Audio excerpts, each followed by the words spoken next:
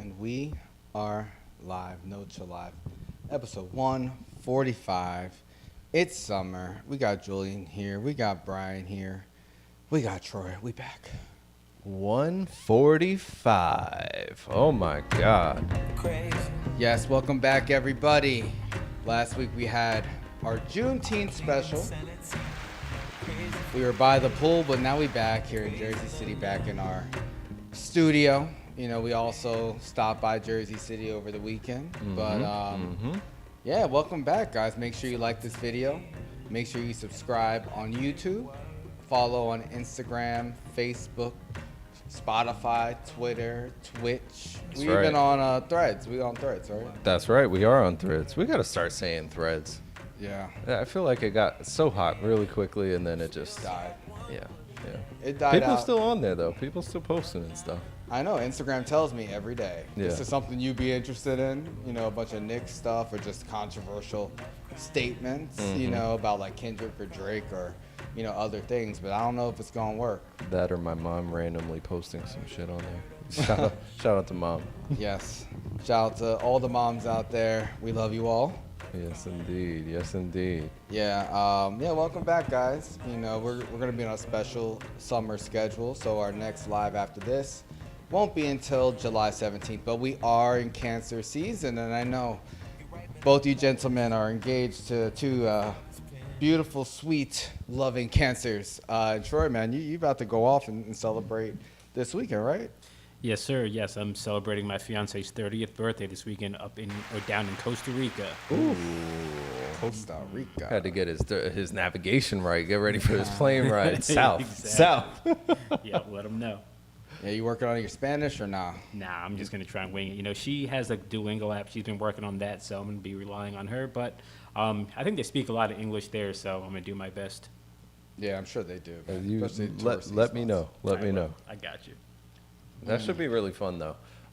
So how many cities are you hitting? You said 4 or 5? I think we're hitting 3. So we're landing in San Jose. Then we're going to drive down to La Fortuna for about 2 nights. Okay. Then I think this city called Manuel Antonio. They have apparently some nice beaches and stuff like that. And actually, no, I think we're going to one more city. I got to look it up, though. I forgot what that last city was. But Sounds like a really good trip. yeah, it's going to be a lot. About 8 days. This is going to be our longest vacation ever, especially outside the country. Wow. It's going to be nice. Yeah, Over we're a staying at week? a volcano lodge, which is going to be really exciting. The nice hot springs, good for your skin. I'm going to come back shining. It's going to be nice. Oh, that sounds dope. lit. No, I Yeah. want this itinerary. Yeah. I need it. I need got it. you. The second you said volcano and hot springs, oh, man. Yeah, I like sounds that. nice. It's gonna be I like good. that It's vibe. gonna be good. You'll see some pictures. We'll be zip lining, Ooh. checking out the rainforest. Gonna be little monkeys around and stuff. It's gonna be nice. Hell yeah. That That's sounds dope. dope. You guys, you definitely got a full itinerary. Yeah. Itinerary. Yeah, we don't mess around. Sounds good. Yeah, man. It's Cancer season, guys. Shout out all your favorite Cancers out there. They might be a little bit sensitive, but they're great people, man. They're healers. I'm a Cancer moon myself, Cancer rising, so I relate to those Cancers out there, man. By the time we come back, we're gonna hear about Troy's trip to Costa Rica, but you're also gonna be celebrating Nat's birthday, right? Yeah, Over that's the next right. couple weeks. That's right. In the next couple of weeks, we'll be having a good time. Something chill. I know she wants to spend some time with the girls, do a little spa day or something like that. I'll probably do dinner, something laid back. Okay. And then end of the month, we got concerts coming up, so it's gonna be a birthday month. Oh gosh. Birthday month. Come on, that needs to be retired. Well, We gotta listen, stop that. if you can't beat them, you gotta join them. Have you had a birthday month? I mean, a little bit. Really? You celebrated for like 3-4 weeks? Which birthday was that? I feel like every year I typically do like something throughout the month of October. I don't put the label of like a birthday month on it, but I like to enjoy my birthday month. Plus, I have friends that have birthdays in October. So OVO crew? oh, you already know OV hoes. OVOs. But yeah, so it is what it is. It is what it is. I like to have a good time regardless. Yeah. But I like to turn up especially for people's birthdays. So Exactly, you birthday thief. I think we should abolish birthday months. Like, you get your day, you get maybe a weekend. But once you start pushing into that second weekend, someone should arrest you. I'm sorry. I just think it's wrong. Like, you can only celebrate yourself so much, in my opinion. I'm all for celebrating birthdays, but birthday months, we knew people like maybe like 10 years ago that were outwardly like hashtagging birthday months, setting up events for over a month. And that's the first I've heard of it, but it has been a trend. It's been growing. Like, what, you don't like celebrating more than like for a couple days? No, I don't. Like, I like to celebrate on my birthday or around my birthday, and that's it. Even, this past year, Jenna's birthday is on the 15th, mine's the 24th. She's like, we can do a family brunch on the 17th. I'm like, sure. We got the brunch. I'm like, it's not my birthday. This is her brunch. Like, it's not my birthday yet. This does not feel right. I don't like that. So it sounds like you don't like celebrating before. I could understand that because you're at the 24th. Yeah. I think people feel differently about this depending on where their birthday lands in the month. Like for me, I'm in the 8th day of the month. Yeah. So I've got like a whole lot. There's 31 days in October. That's a lot of time to celebrate, have a good time. I got 23 more days. Yeah, and then you got Halloween. But for you, like with March, March has 29, 30 days? Whatever. 31 days? You put some respect on March. I'm sorry. Listen, I get so busy around that time period. It's like my dad's birthday, your birthday, then my sister's birthday. Like, it's just, it's nonstop the end of the month for me in March. Yeah, I think you're getting confused with February. Troy, what's your stance on birthday months, man?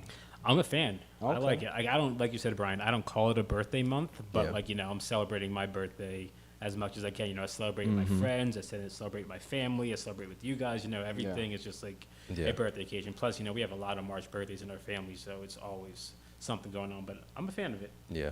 Yeah, definitely, since my sister's birthday is so close to mine, I'm definitely want ownership. I want my real estate. I want my birthday. I love her birthday, too. That's, like, awesome because it's, like, all, her friends and my friends are there, and I don't have any stress of, like, having to feel like, oh, I'm the birthday person. It's just like, no, I'm, like, the birthday girl's brother, so it's just, like, I get all the kind of adjacent shine from her, you know what I mean? But I don't, without the pressure. You hear that, Gen Z? He's trying to steal just a little bit of your shine from birthday. Bro, birthday I would time never take no one's shine. He's getting ready. 9 days later, he's like, oh, it's my time. It's my time. That's my time. I never want to take no one's shine, bro. You're the one who stole someone's birthday balloons for an Instagram post, man. 25. Oh, that was great because I turned 25 like a month before.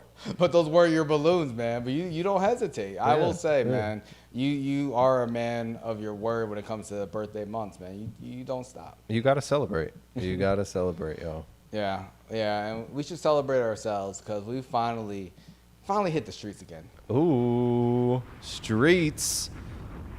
Downtown JC. Downtown Jersey City. Y'all can see it in the background here. Look at the beautiful view. Oh, yes, man. We wanted to switch it up. We were on the other side of Newark Ave, downtown Jersey City, Grove Street area last year. And, when we were warming up, like, you had a similar intro to the last year. That's all. It's funny. I actually went back to check it, and you said something similar. You're like, there's a lot of beautiful people here, but then you're like, there's a lot of crazy-looking people here. And then this year, you said there's a lot of beautiful people here, but there's a lot of not so beautiful and crazy looking people here. But I think that is the accurate description. It is. Like, Jersey City. Listen, I wasn't lying. No, either way, last year, this year, I wasn't lying because we saw a bunch of different characters out there. We really did, and we love Jersey City. That's the home of No Chill Live. But yeah, man, thanks everybody who we met out there. Thanks for our new subscribers. Yeah, man, over the next few weeks, since we're taking a little bit of a summer break, we're going to be sharing this content. And then, we're going to be hitting the streets a couple more times this summer. Want to hit the boardwalk, maybe go out to the city again, maybe hit up Brooklyn. We got a lot of ideas. Let us know if you guys have any ideas for us or any events you want No Chill Live to hit up and get some feedback from the people. But we took some of our topics that we talked about here a few weeks ago. I know we were, brainstorming before we hit the streets, and you mentioned the roommate issue that we talked about a few weeks ago, man. Yeah, that one was really interesting. That was the Reddit story that we came across, and there were roommates, and one of the young ladies, she just kept bringing guys home, different guys, like 2-3 nights a week, and she was not quiet about what they were getting into during their visit at that apartment, and it was really disturbing the roommates. They couldn't sleep. It was happening late at night and things like that. So they were debating whether or not to kick her out. So we asked people about it, and a lot of people hadn't come across that instance before. They had not experienced this, which I was surprised by. Because when I think back to my college time, this definitely happened to people on our floor, especially freshman year. Freshman year was the worst, where like people were getting kicked out the room so that they could shack up and stuff. Like it was wild times. Yes. But it's college, I don't know. Have you experienced this? Because you've had roommates before, whether it's Genzino, other people that you roomed with, like. Yeah? Yeah, no, I have. No, I was just thinking there was, no, I had before, but never that explicitly. When I was a freshman in college, I actually had a roommate, Diego. We roomed together our sophomore year, but we were on the same floor our freshman year. But he told me he heard some things when we lived together. He was like, yo, I remember last year in the basement. And I was just like, oh, shit. But we weren't roommates at the time. But, hey, one did comment like on our YouTube video of this topic, and they say, they like to turn the music up if they have someone come over, and I'm like, I've definitely done that too. I think that's a good cheat code. Yeah. And I've had roommates who've done that in the past too, but I'm never going to complain. It is what it is. People are human. Maybe put some headphones in. But we asked a few other things like about dating and ghosting, man. Like I wanted to know, man, like have these people ghosted anybody, and have they been ghosted? Because that's been a constant topic we've been talking about. It is something that we've talked about, and it happens a lot, especially with the dating apps now. People are already a little bit disconnected with, just the people that they're talking to. Maybe they haven't met before. And they just want to see what the vibes are, see if you can get some flow with the conversation via text. And you had a pretty funny interview, and let's take a listen to what these young ladies had to say about their experience with ghosting. With ghosting, yeah. Because he was a weirdo. I don't know what it was, but he had a feeding kink. A feeding kink? What does that mean? Like wanting to stuff you full of food, and I was attracted to that. I was like, that's a little weird. So, did you try it, or no? How did he even present that to you? Like, no, he was like straight up, like, hey, I'm into this, and I'm like, I don't know about that. That's crazy. I never even heard of that type of kink before, but that's either, unfortunately, until that time. Damn, that's crazy. That is a reason I understand of ghosting somebody. Why did you ghost? Yeah, he texted her a menu. Was like, what? Choose your weapon. Yeah, that's nuts. I mean, I was surprised. Like when she said feeding kink, I really didn't know what that meant. It could have meant a lot of different things, but she seemed to know a lot. So when I asked her if she did it or not, that was an honest question. I didn't know if she tried it. She seemed to really object to it, but she said he just point blank said what he liked. I wish we knew which date this occurred on, or if they met before. I was just so shocked at hearing that, but she ghosted him after that, so I assume it was pretty early on. That man is looking for the female version of Joey Chestnut or something. Like he wants her to be able to eat. It's crazy. He wants to eat her, like literally. He's like, this is my best eater. Oh no. Oh man, it's wild. It's wild. My best eater. That's nasty. I mean, do you think this is a common thing? Because have you ever heard of that before? I've never heard of that. I've never heard of that. But when she said it, I was dying laughing, and I wasn't that surprised. Like she said, he was weird. But when she said feeding kink, I was like, wow, that is a new one. Yeah, and you're a foodie, man. Do you think a lot of foodies are into this kink? And would a foodie be like the best partner for a person who has a feeding kink. Not at all. Not at all. So there's a big difference between somebody who enjoys like flavorful food, trying new things, new cuisine, and somebody who just wants you to stuff your face nonstop. Like that's completely different.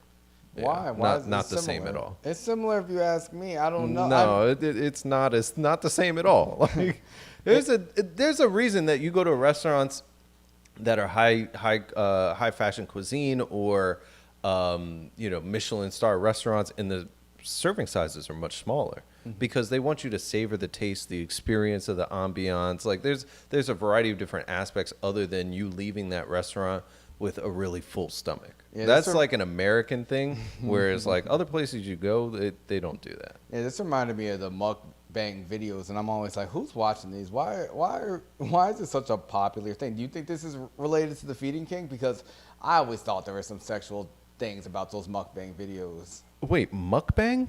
Yeah, mukbang. It's like it's mostly like small women who just gorge themselves with different foods. I've never heard of this. Oh, Troy, have you heard of the mukbang vids? Yeah, I have. I'm not a fan of those, but I'm familiar with them. Do you think that is related to this, or do you think it's a separate thing? Mukbang in this and the feeding kink, yeah, I feel like it's very similar. I'm sure that's why a lot of people probably watch, these small petite girls just stuff their faces and just get all like just messy and dirty. And it's probably also what the ASMR of the videos and stuff too. There's a lot of factors that go into it. Yeah, I have a problem with like ASMR of people eating. Yeah, I don't like that. It irks my fucking nerves. Yeah, I'm not into that either. Yeah, this kind of grosses me out, and it grosses her out, man. Do you think, like, when is it appropriate to tell someone of a kink like this? Do you think he did the right thing of being upfront?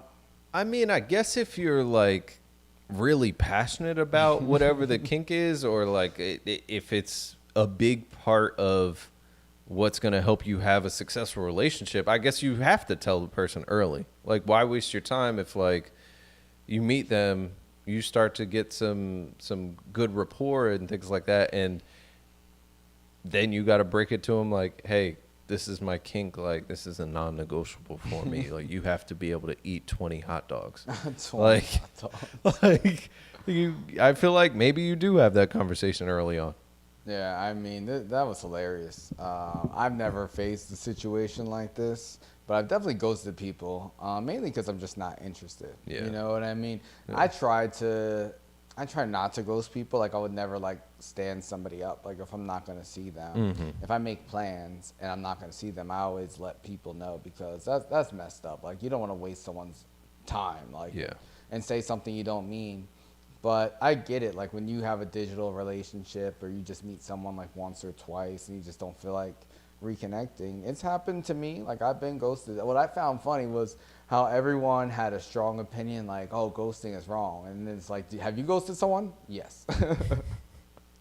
I think there's a difference between ghosting when like, or maybe it becomes ghosting if the person is messaging you multiple times and like wondering what happened to you and you just don't respond. I think that's when it's ghosting. If you two like maybe went out or maybe you had sex or whatever happened and then it just tapers off, I don't think that's ghosting. Yeah. So I think there's definitely a difference between those two things, but yeah, I feel like everybody's ghosted. Yeah. At some point. We even met a man named, he was Ghost. We met Ghost himself, bro. Coach Ghost. Shout out to Coach Ghost. I saw he followed our Instagram page. Oh, shout out to Coach Ghost, man. Yeah. He was a good one, man. He talked about his history. I was just like, oh, shit. Yeah. Yeah. We got a lot of great responses, man. I appreciate all the participation on the streets. We did. Thank you all for your courage, your willingness to participate with us. Make sure you follow, subscribe, catch up with us on all these platforms. We're going to be posting your clips. Oh, yeah, man. Anything else stand out for you, bro? Anything memorable? Because you did most of the interviews. Did I? Yeah, you did. You wanted to do more, man, until the phone died. Sorry to the young lady who we interviewed. And the last one. She I played it off. The second I saw Troy's face, I was like, oh, the phone died. But I was like, let me just ask her one more question and wrap it up. Yeah, man. But hey, we were out there for a long time. So, but We yeah, were. man. Anyone else stand out? I know you were asking a lot of good questions, but it can be a blur sometimes because it's like so many people. It can like, be. Yeah. It definitely can be. I want to see some more of the clips, and then I'll pick out the ones that I like the best. No, but man. Those guys you were interviewing, man, and I was like, no, ask them more about dating. You were like, I don't think they want to talk about dating. I was like, no, I want to know. And I'm like, they yo, were not trying to give any information. I feel like they either are all in like relationships and didn't really want to say they was in relationships, or they don't be getting no cheeks. I don't know. It was one or the other, because they were like, oh yeah, we've been ghosted. Okay, why? It just be going like that. And it's like, no, like what actually happened? I don't want to go into details. Yeah, It's it was like, difficult, man. okay. Actually, specifically, I'm not gonna make because they gave us some good stuff on They some did. other topics. They and did. Shout out to them, man. That's true. But the one thing, the one guy said who gave us a lot of answers on some other things. He said the reason why he's ghosted people is because of repetitive nonsense. And I was like, what does that mean? What kind of nonsense? Like, and he goes, repetitive. And I'm like, but what is going on? Like, and then they go, man, we're just too old for this, man. And you're like, how old are they? And he says, 26. When he said 26, I'm like, what are you talking about? You are in your prime. This is the time for you right now. Oh my God, that was so funny. 26. I was like, you guys just don't know. But they were super dope. They were super cool. Shout out to them. Yeah. Repetitive nonsense, man. I'm going to start saying that shit at work and everything. I'm tired of this shit. I'm tired of this repetitive nonsense. And if a girl ever asks me what's wrong, I'm like, yo, I'm tired of your repetitive nonsense. What's the nonsense? I'm going to be like, repetitive. That's a great response, though. No, it's not. Well, she gonna think about it. She gonna be like, what did I do repetitively? And then she gonna have a list of shit in her mind, but she's not gonna cop to nothing. Oh, man. Yeah. Yeah, gaslighting 101. One thing we did hit the streets and wanted to know, man, Trump versus Biden. Tomorrow's the big debate. Yeah. You know, Trump versus Biden too. We got mixed feedback. We really got mixed feedback on that question. Did we? Because from what I remember is like nobody really liked either one of them. That's what I remember. Yeah, but that's what I mean about the mixed feedback. Like, people didn't like anybody. They were like, oh, well, Trump is this, Biden is that. Somebody went with Trump because they were like, oh, he's going to give us money. I'm like, that's not how it works. Like, it's just not. COVID, those COVID checks, they think it's going to happen again. I don't know. I guess so. They think we're going to have COVID again. Hopefully not. PPP loans? All those people got locked up. But we'll see what happens in the debate. I am excited for it. Yeah. It should be entertaining for sure. Yeah, the streets, you know, we got one RFK supporter randomly. You know, one guy, you know, he said he's running himself. He says, screw the two candidates, vote for me. Oh, yeah, he definitely did, too. I remember. That's the guy you were talking to, right? Yeah. So I feel like people are very discouraged, man. I feel like no one really has a horse in the race, you know, just kind of the average voter. You got people who are very much on Trump's side, you know, who like climb fences and, you know, eat rocks. And then you have like, you know, people who really love Joe Biden, who just believe everything the New York Times says and just believe that, you know, Biden's going to just do whatever's best for the country. So I don't know, man. But in this debate, do you think that Trump mentions Hunter Biden? Because, you know, in 2020 election, you know, he famously called him out. Actually, I think I have a clip. Let me play the clip of Trump is mentioning anything he possibly can.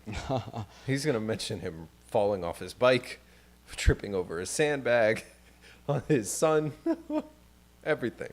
Yeah, he plays dirty. Here it is. The very first move as the executive was to sign Lamar Odom, who was on crack. He said Hunter Biden's a crackhead. I think he brings it up again. I think you're right. I think, you know, Trump, he's not afraid to play dirty. Yeah. He's going to call him old.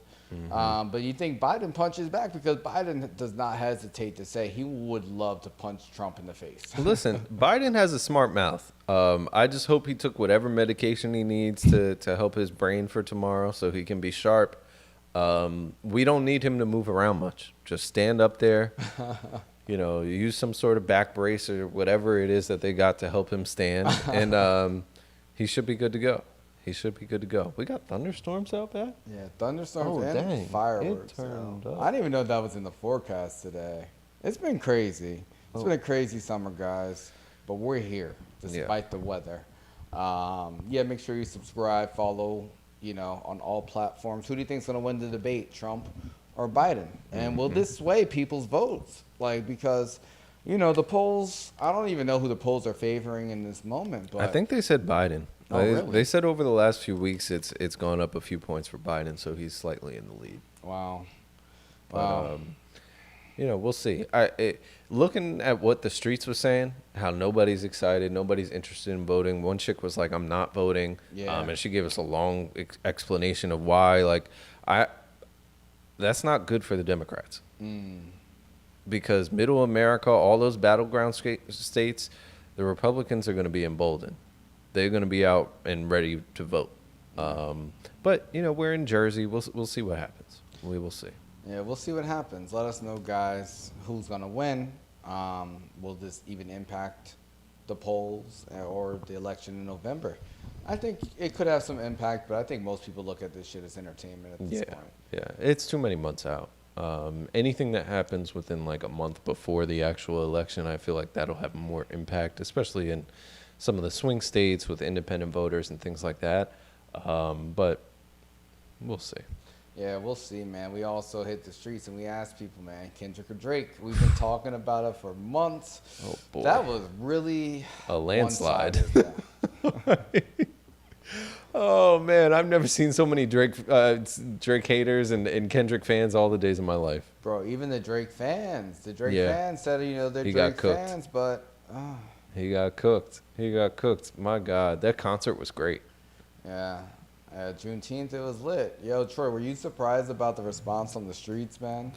I don't think I was. I think at this point now, it's been a month. Drake's kind of been releasing his silly songs or whatever. And I feel like there's no way you can really, unless you're delusional, there's no way you can justify Drake winning. And I think a lot of people in the real world, not on Twitter or in these chat rooms or anything, I think most of them realize Drake lost. Yeah.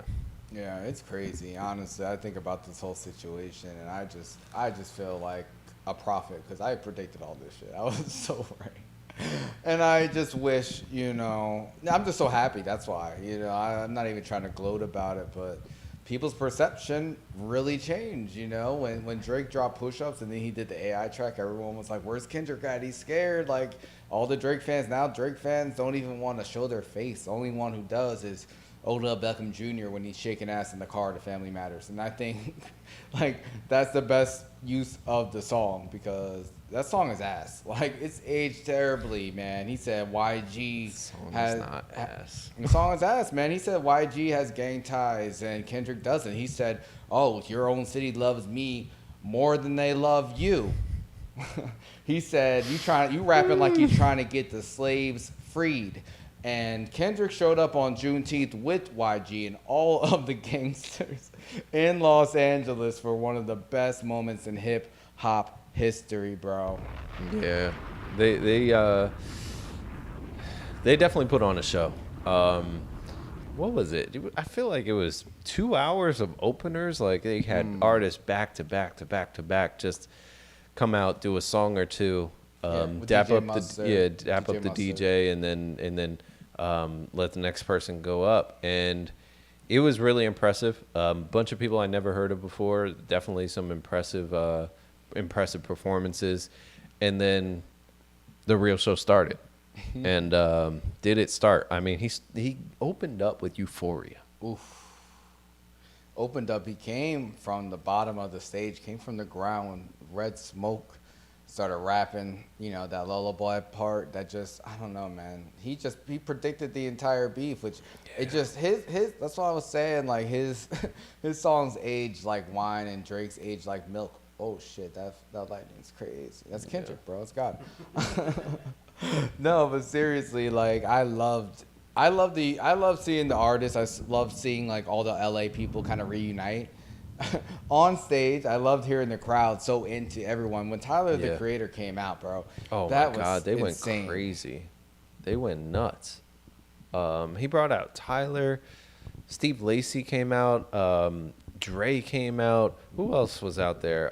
Schoolboy, Absol, YG. Like it DeMar was DeRozan, Russell Westbrook. Like it was anybody that was from LA was there Yeah. and came on stage. And then you got LeBron.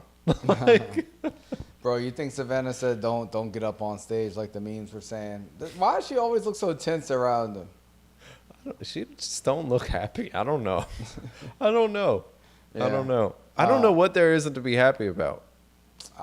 Your high school sweetheart is the greatest athlete of the last 2 decades, and you are a billionaire. You have kids getting ready to go to the NBA. Like, why are you angry all the time when they take pictures of you? I don't get it. I mean, you sound like you want to marry him, man. Like, you good. No, I'm just saying, like, what does she have to be mad about? I don't understand. They both got podcasts now. Women, so. bro. Women.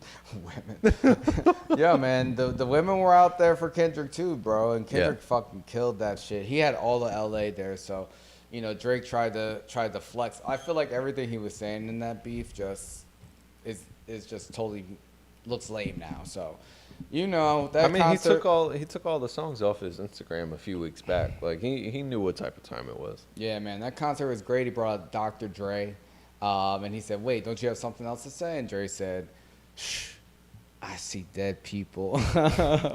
And that was the first time they played Not Like Us. The first out of what, 6? 5. Yeah, I've never seen 6 if you count the walkout, because they just played the soundtrack for everybody to walk out to. But I've never seen anybody play the same song 5 times back to back. I haven't seen the same song done more than 2 times back to back. Live, you mean? Or Yeah, just live. Okay. Because Kanye and Jay-Z did Niggas in Paris, like, they did it like 13 times in a row. But Really? I didn't see it live yet. Oh, I did not know that. Yeah. But yeah, that was and every time the crowd went wild, sang all the lyrics. They killed it. Shout out to Kendrick. Shout out to LA. Shout out to Drake for losing. Shout out to everybody that's been involved over the last 2+ months now, since April. Bro, it's been since like March, not like that dropped Yeah. in March. And, Yeah. You know, we can go back a decade to when this stuff was brewing. But man, shout out to Kendrick, man. I think he clearly is number one, and it was great to see him in Compton shooting the video for Not Like Us, man. Yeah, that was this weekend, right? Yeah, man, this weekend, you know, him and DJ Mustard were all over Compton and LA. I can't wait to see the video, man. But seems like Kendrick's on top. Hopefully he drops a project off the heat of this. Clearly, you know, put his foot on Drake's neck, man. And, you know, I saw a meme and said, you know, Drake, is he the new Ja Rule, bro? Like, is he Ja now? I'm not going to go that far, because Drake is way more established than Ja was when 50 killed him. Like, it's not comparable at all. Well, it's not. What does Drake do from here? Because you were pretty confident it wouldn't really impact him at all, and it seems like it definitely has impacted him. And I don't think in the big scheme it impacts him. I think this is all short term. I think if he would just sit down and shut up until the end of the year, it'll be fine. Like, it won't. Like, of course he lost. He got cooked. This song is going to play all summer, but Drake is Drake at the end of the day. yeah, He is a machine. He's not just like like that Sprite commercial, like when he was a robot. I actually like that commercial, but yeah, it's just, this is all temporary. Yeah, Kendrick is definitely won 2024 though. yeah. I think Kendrick proved himself to be the superior rapper and artist. Oh, for sure. In the beef, and For sure. You know, Drake, he didn't just take this Juneteenth concert lightly, man. He put out a freestyle. I gotta play it. This my Juneteenth flow. I'm freeing this one. New whip, a white tee, and a black bitch. I hate y'all. I'm blacking on y'all like Trudeau. I don't like teenage girls. Juno. Cut the malarkey darky. You can never end me because you can never start me. I made house music because I be in the house nigga, but also the field nigga. You a shortstop because you a field nigger. I'm light skinned but still not a with the field hard nigga. ER. Like a scarecrow, you a moon cricket nigga. Of you I'm sick. Cook you niggas like a filter fish. I'm Jewish. With me you are obsessed. Your bars don't pass the barrage. I'm Oasis, you Mirage. The storm before the calm. Ace my paper I'm bag Oasis, test, but you got the Mirage darkest is bars. nuts. Kendrick Lamar. You are so black. Fucking flabbergasted. Flabbergasted. Oh, that was great. No, I don't know what Drake is gonna put out next. I think he should do exactly what Kendrick said. Listen, we like you when you singing. Stop all this hard shit. Like that's not you. Go find yourself. That's what he needs to do for real. Like just take 6 months off. Delete Instagram. Stop making bets on steak. Just go away for a little bit, and everybody's gonna miss you. Come back, and it'll be fine. I love how you're so much nicer to Drake than J. Cole. And J. Cole's been minding his business. He's been chilling. Because at least Drake did something. What did he do except for embarrass himself and look like a dick? Even if he got embarrassed, even if he got cooked, roasted, we went through all the cooking terms in our street interviews. Sauteed. Yeah, we went through all of it. But even if all that happened, at least he stood on it. He didn't run back his diss tracks 2 days later.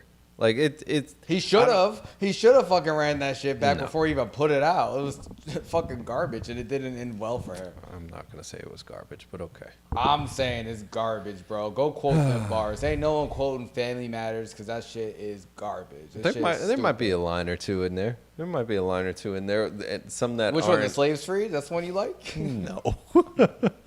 No, of course not. Exactly. I wouldn't stand by that, but I don't respect Drake for standing on his bullshit. I would respect him more if he just said, okay, I took it too far mentioning your wife's name and being a dick to everybody and talking shit like I'm a gangster and using Tupac's likeliness and buying his jewelry and doing all this disrespectful He could say that shit. in 6 months after he does what I said, like just disappear for a little while. But you can't do that right after you. Yes, you can. And J. Cole, I feel like, looks so much better than Drake. Troy, do you think J. Cole looks better than Drake at this point? Yeah, I think most of the people realize now that, like, you know, those shots from, like, that were directed at Drake. And that J. Cole was kind of just, you know, he said big three, so he took a few strays, but it was never that serious between them. So he realized it. He said, hey, you know what, I fucked up. I'm out. And look at him now, just chilling at peace. You know, he's not part of this biggest hit. I mean, he's part of the biggest event, but, you know, he's not, like, he doesn't look bad. Yeah. J. Cole is the only rapper that's famous and rich and can still look homeless every time somebody finds him in public. Every single time. They caught him in like Brooklyn riding his bike around. Yep.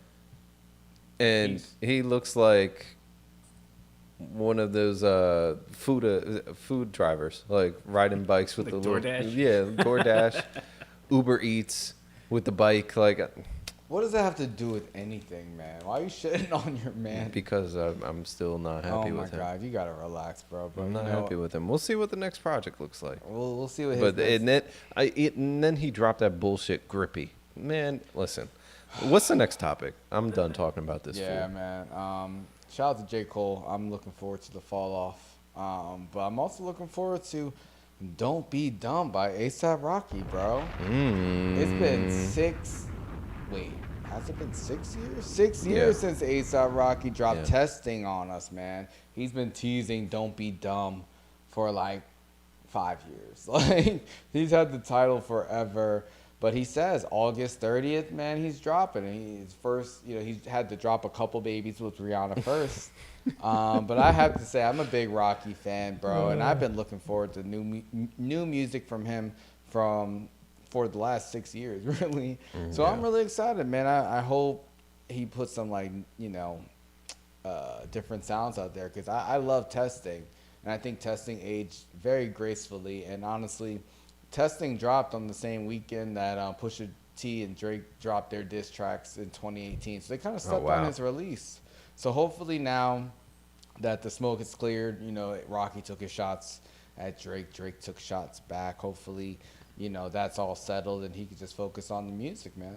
Listen, I'm really looking forward to this. Really? That's surprising. Yeah, I am. I liked his last album. I feel like Rocky, he brings a little bit of a different energy and vibe that we've been missing a little bit with the way that he drops music and kind of hip hop party, but also like still really hip hop and rap with it, with his kind of ambiance and the lyrics and things like that. I'm looking forward to it. And he's one rapper that never looks homeless, man. He's always fly. Yeah, always, always very fashionable. And I gotta say, being with a billionaire is gonna up his production. I'm sure the features are gonna be off the wall. Like it's gonna be a really quality project. I can't wait. Damn, man. That's high praise. That's high expectations. It's been 6 years. I think it's deserved. Yeah. Troy, do you think people are gonna be excited for Rocky since it's been so long? People, I'm not sure, but I know I definitely will be. You know, really? like ASAP. I like how he's always kind of like pushing that experimental hip hop sound. Like his sound, his flow, his cadence, and everything is just like one of a kind. That I'm looking forward to this a lot. I want to see who's producing. I want to see the features. I'm looking forward to this one. Nice. Me too, man. I think it's been a pretty good year for new music. Do y'all have any new projects you want to shout out? I know it's been a couple of weeks. We haven't really talked about new music in a minute.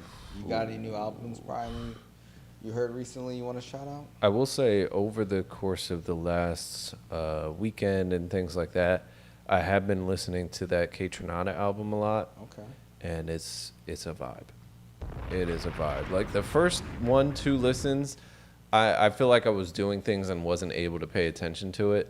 But then I got a chance to listen to it in the car, like driving to the beach and back and things like that, and it was perfect. Nice. Like it's definitely great summer vibes. So shout out to K-Tronada.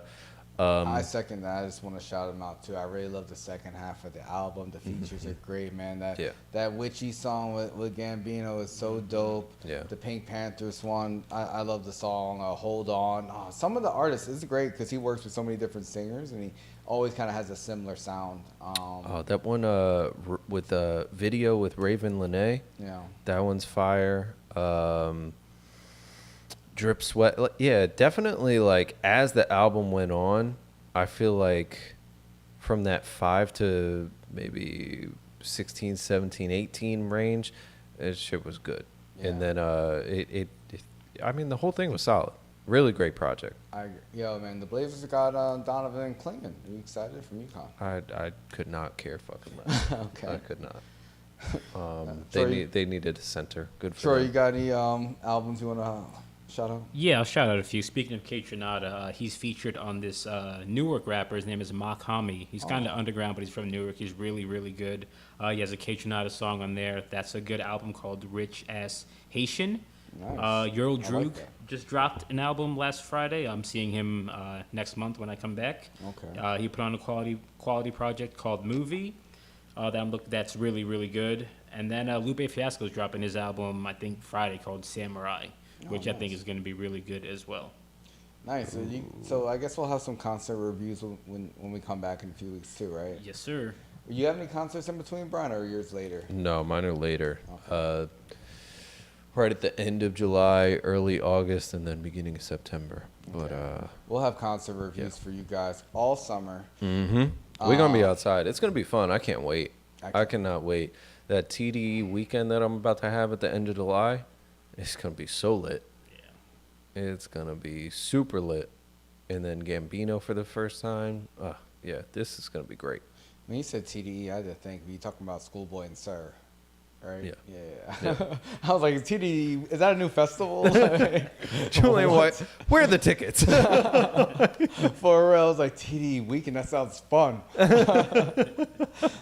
Let us know, guys. Are you excited for Rocky's new album? Are there any other albums you you've heard recently you want to shout out? Did you hear Timeless by K Tronada? I highly recommend that for the summer vibes. Yeah, that one's good. Yeah, man. That But one is speaking really of Rocky, man, Ben Affleck and J.Lo, man, their marriage seems to be on the rocks, bro. And Ben Affleck, he did an interview with Kevin Hart where he got a little bit real. And he said, he doesn't like the attention, from the media. He talked to Kevin Hart. He said her fame is like fucking bananas. And recently, J.Lo was doing an interview with Zane Lowe from Apple Music, and she was saying that back when her and Ben Affleck were engaged in the past, like in the early 2000s, they called their wedding off in 2003 because of the unwanted media attention. Yeah. And J.Lo says it was a new thing and it destroyed us. That part of what destroyed us was the outside energy that was coming at us, and we loved each other. It was hard. She also said that their breakup was painful and sent her on a spiral. She said it was so painful after we broke up. Once we called off the wedding 20 years ago, it's the biggest heartbreak of my life. I honestly felt like I was going to die. It sent me on a spiral for the next 18 years where I just couldn't get it right. Man, you're laughing, bro. I'm laughing because she's an idiot. Damn, why you say that? Why you say she's an idiot? Because she's saying that, okay, the first time, all the glitz and glam, the media attention, all of this messed up our relationship. Negative energy infiltrated our relationship and tore it apart. And what does she do this time? They get married, and she wants to drop a whole movie about their relationship a year after they've been together. Like, are you dumb? Like, what did you think was going to happen? And now the same thing is happening again. This dude just went nuts in front of the paparazzi because they were outside her house and there you have divorce rumors, and he was pissed. Yeah, he seems always to be pissed. I mean, even at the Tom Brady roast, he seemed pissed, and it's just like, bro, this is a roast. Like, you're not even making jokes. He's a super serious guy, but it sounds like she blamed it like on being a new thing in the past 20 years ago. It seems like they convinced themselves, oh, it's gonna be different now. We're more seasoned. It's 2 decades. Since the fame, now they should be used to it. But it seems like there's still something that they are not on the same page on. Well, I just don't understand it. We just talked about Drake, how he needs to sit his ass down. J.Lo, if you know that your man can't stand this shit, then you got to, pick and choose your opportunities. You got to help him get into this aspect of, hey, we're an A-list couple. Maybe we do an event once every other month or something like that. Maybe we really start to take time and build our relationship and get comfortable with each other. And, oh, you have to get used to my kids too. Like, they have so many different aspects to trying to be successful in their marriage. And she just want to jump right into a fucking movie and all this other shit. It's like, what are you doing? It's who she is, man. You asking her to do something that's totally out of character for J.Lo. She wouldn't be J.Lo if she took her time with things and didn't listen, want to hear what she wanted to hear. Like, she don't want to take no for an answer. These people had, how many weddings? They got married multiple times over, the span of a week. Remember? They had, multiple ceremonies. He jumped into it. Have you ever, felt that way about someone where you're, a little bit, you convince yourself that it's going to work out? Because I can relate to that. Okay, maybe we made this mistake before, but you get so excited about reuniting, and it's like, shit, it seems like, okay, I can accept this for now, but then you realize after all the celebration, after the ceremonies, after the movies, because even the movie's a creative thing to do. He's a director, producer. I'm sure he didn't really object to them making a movie. He probably was into that because it's a part of their craft. I think it's all the outside shit, the Instagram, the media stuff, the Met Gala, where, she was one of the Met Gala queens or whatever the fuck the leaders of that ceremony are. And he wasn't even there. He was at the Tom Brady roast. have you ever felt that? Like, can you relate to like convincing yourself of some shit? Not even in a relationship, just like in life. Like, Yeah, Mama Graham says they're both stupid. But for me, that's a good question. There's definitely been instances where I guess you get back into something and you think like, oh, this is going to be better this time or something like that. Like it's psyching yourself up or getting yourself excited, like that false sense of security. Not in relationships as much. No. Because I've always, it's aside from my current relationship, been in the case where, like, if we break up, I'm not really going back. Like, if we get to the point where we break up, I feel like for me, I'm the type, like, if I'm willing to do that, then I don't need to really be back with you. But I don't know. I think that if you want to be successful in a relationship, you have to really understand the person that you're with. And you have to understand what their likes and dislikes are. You have to understand what their strengths and weaknesses are. Like these are different things that you need to be aware of, at least in a general sense. You don't have to know all the intricacies right off the bat. That's something that you grow into. But for them to do this, and look, Mama Graham going off. She said, they're both stupid to think they've changed the core of who they are. Accept people for who they are or move on.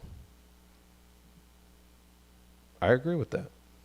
no, I give them a little bit more grace. I love it. If you feel something, go for it.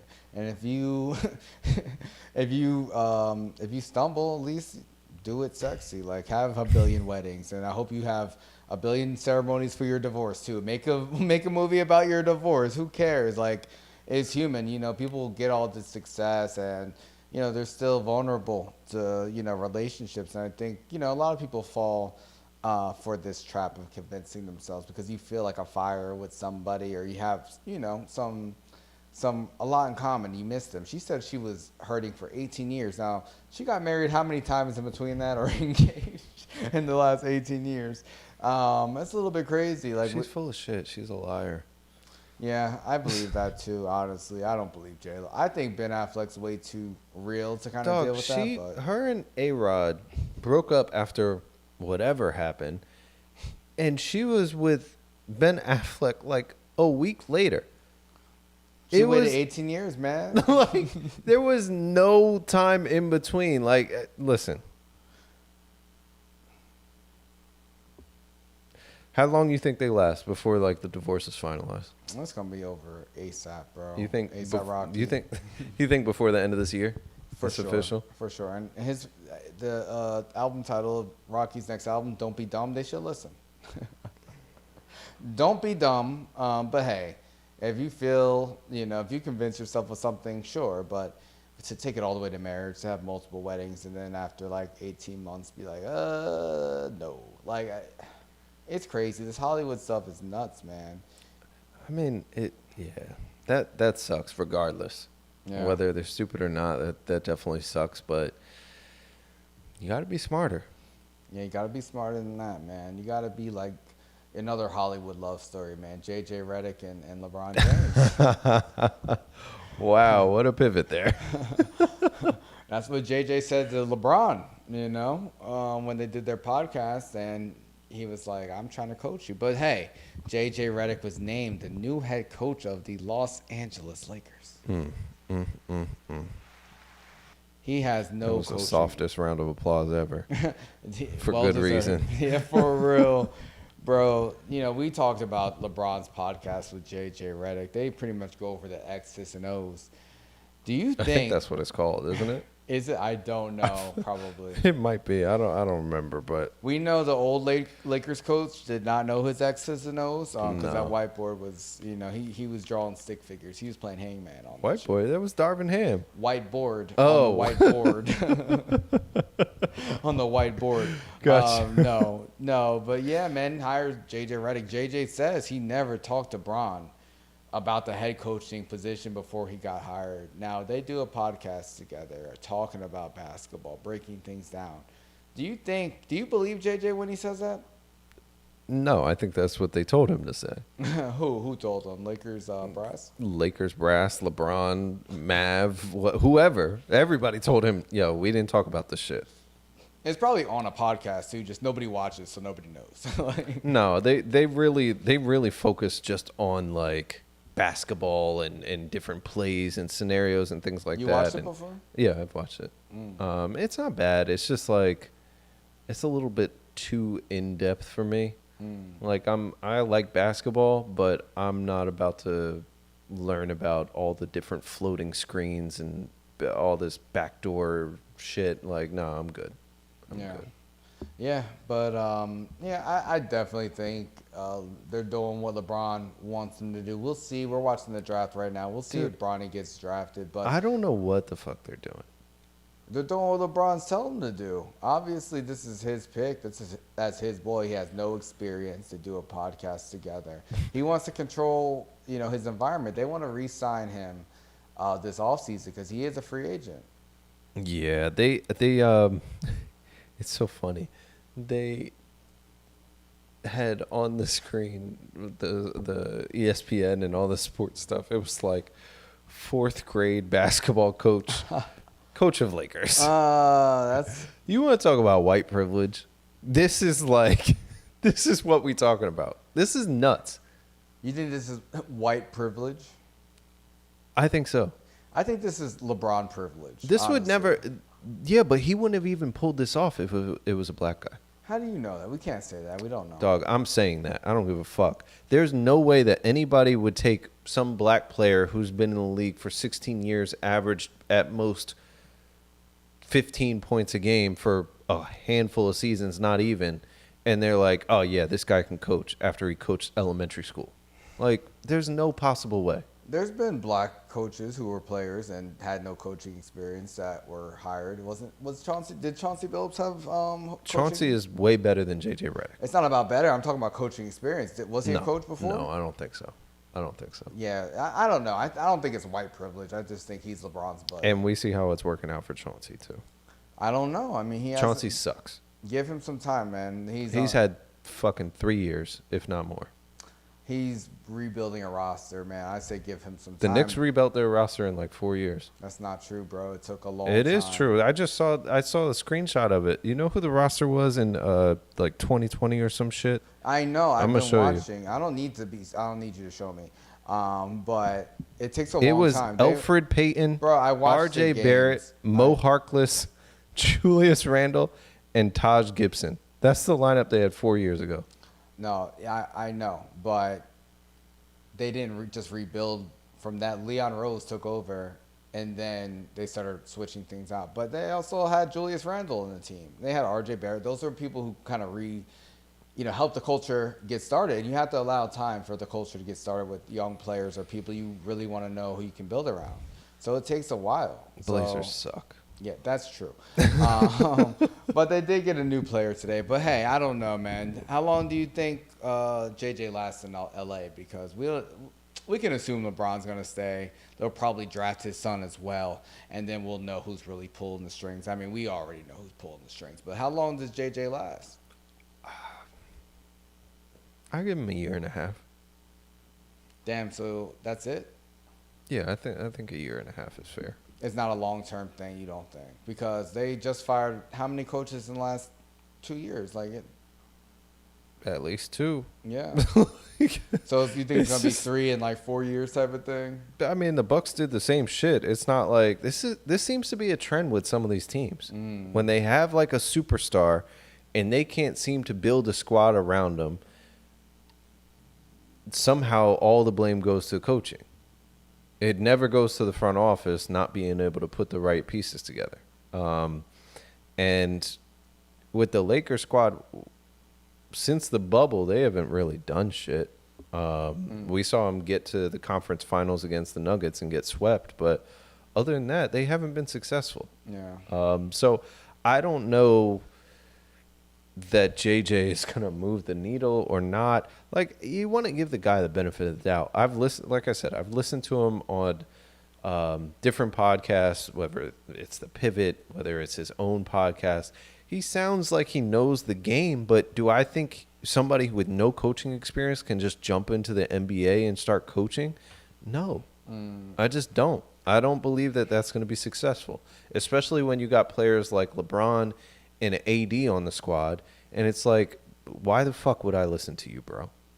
Yeah, I mean, LeBron put him there because he's going to do what he wants him to do. You know, LeBron doesn't always have the best reputation with coaches. He'll get you fired if he doesn't like you. Yeah. But, hey, we'll see. I think they should blow it up, but I think they'll give it a good 2 seasons at least. They should have been moved, AD. I mean, I think they should move on from LeBron, but, hey, it seems like he owns the Lakers franchise at this point. I think that's where he's trying to get ownership, honestly.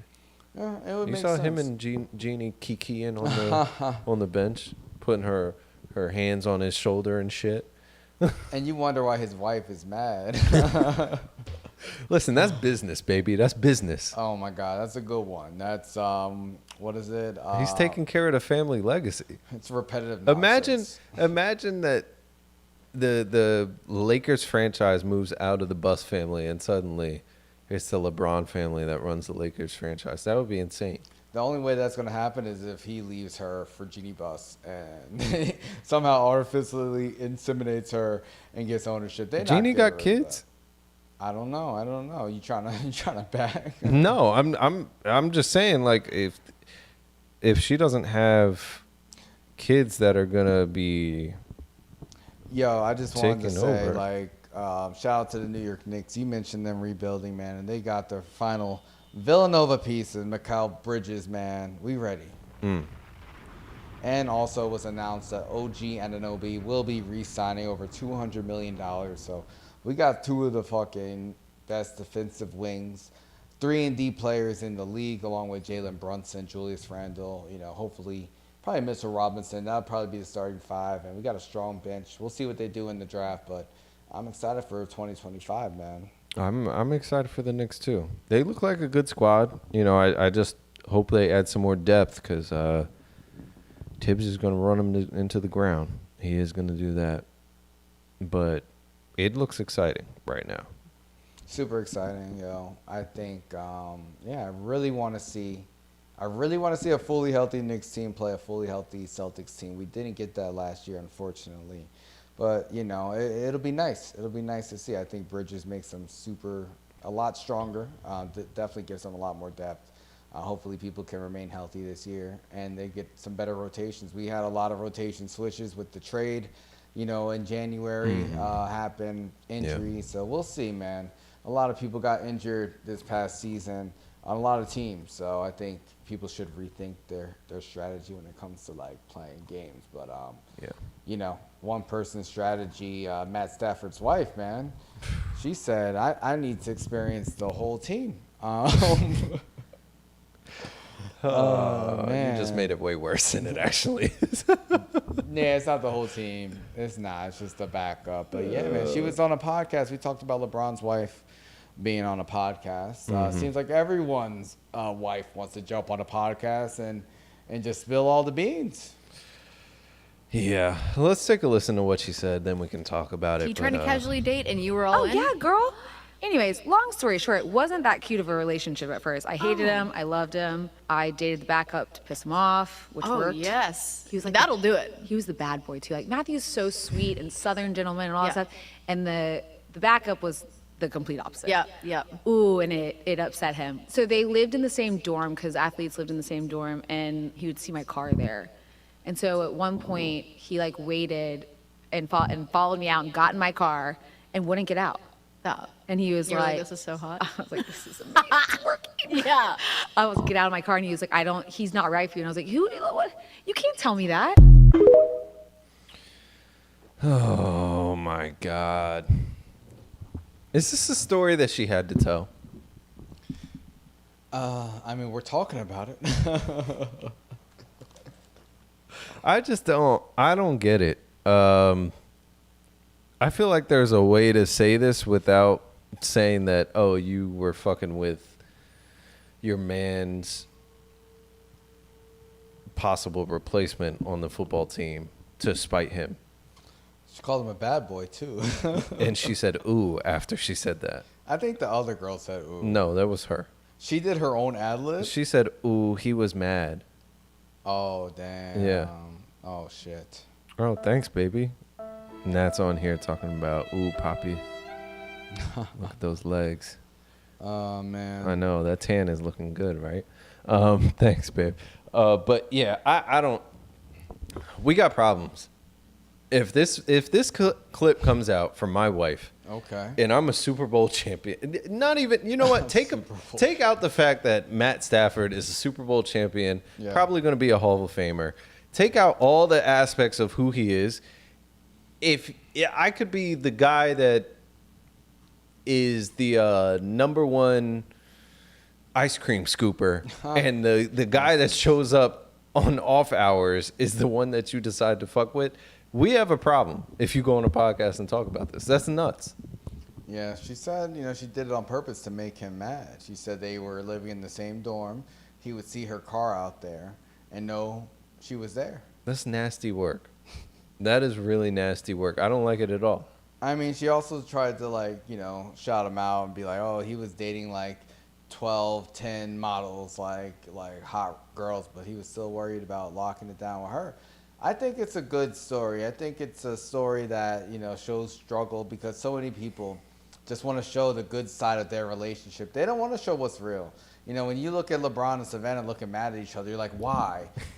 If we knew more things about this, we'd understand and they'd be more relatable. I think more people should, be more real with their stories because just because you start off with some drama, like, Ben and J.Lo, doesn't mean you can't have a happy ending because they have 4 kids now.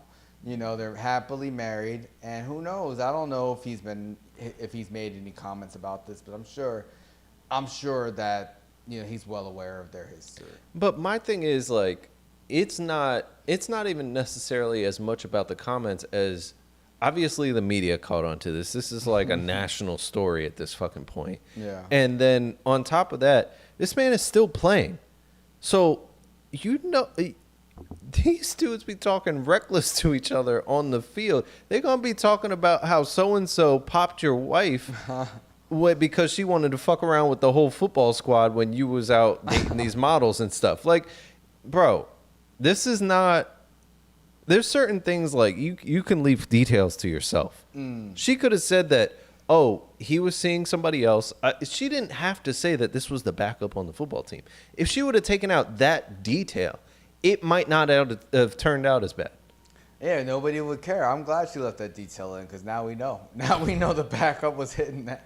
How do you feel? How do you think the backup feels like getting that shot out? That backup is a fucking car salesman somewhere with his own family, and he's like, okay, she was fun for a little bit.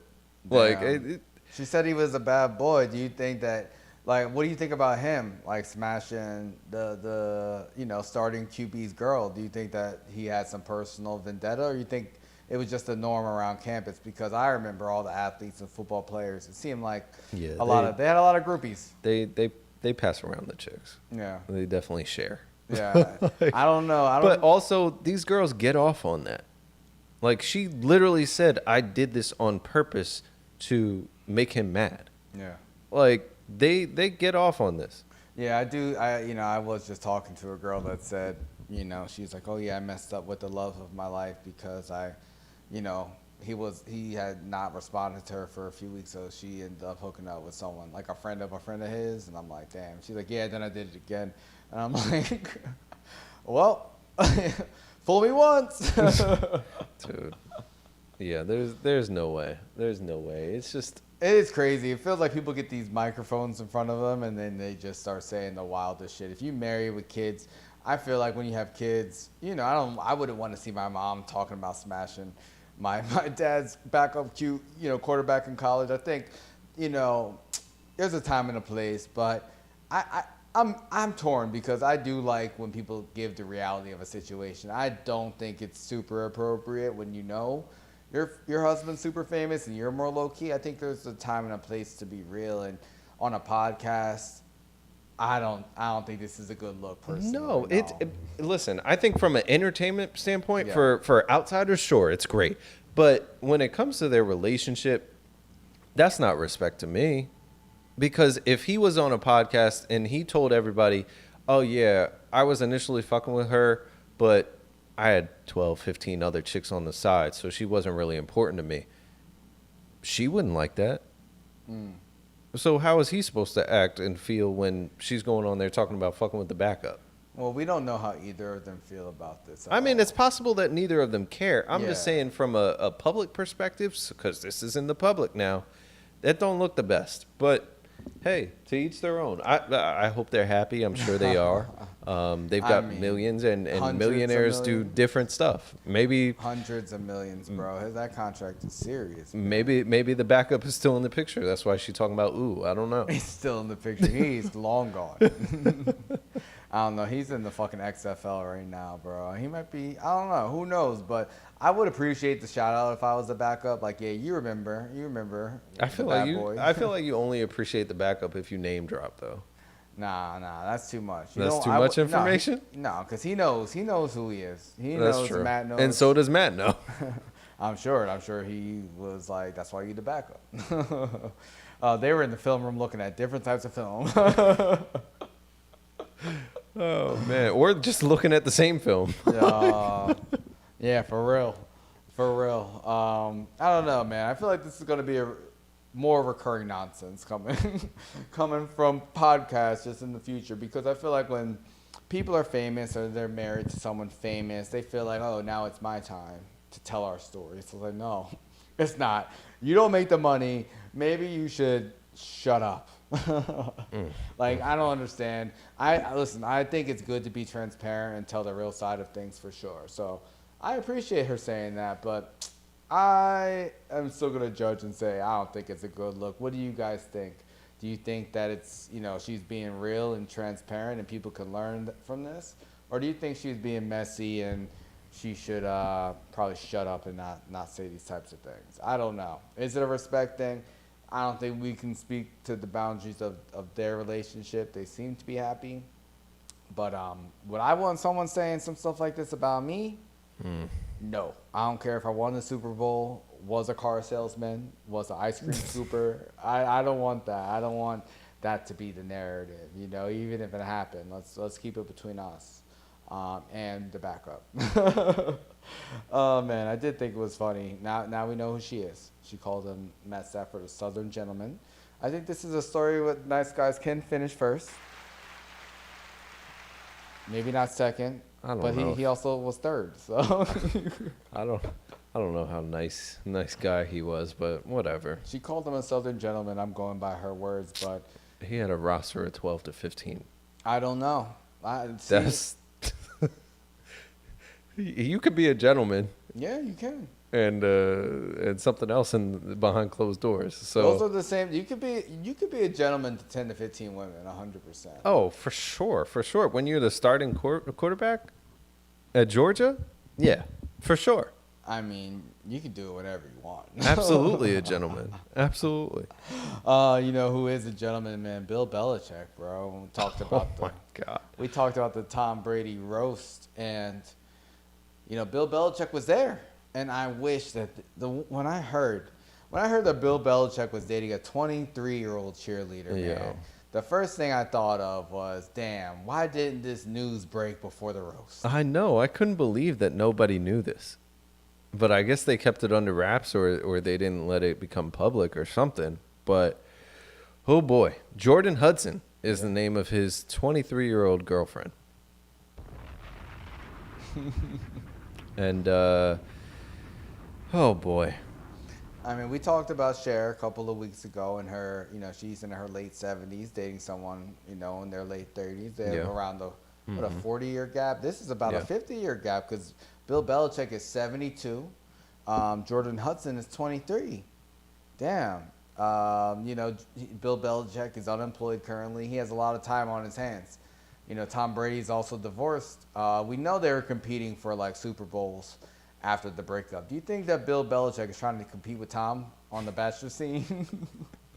I don't know what he's doing, but that's a freaky old man, yo. If you are dating somebody that could literally be your daughter or granddaughter, yeah, granddaughter. that is like, what are we doing?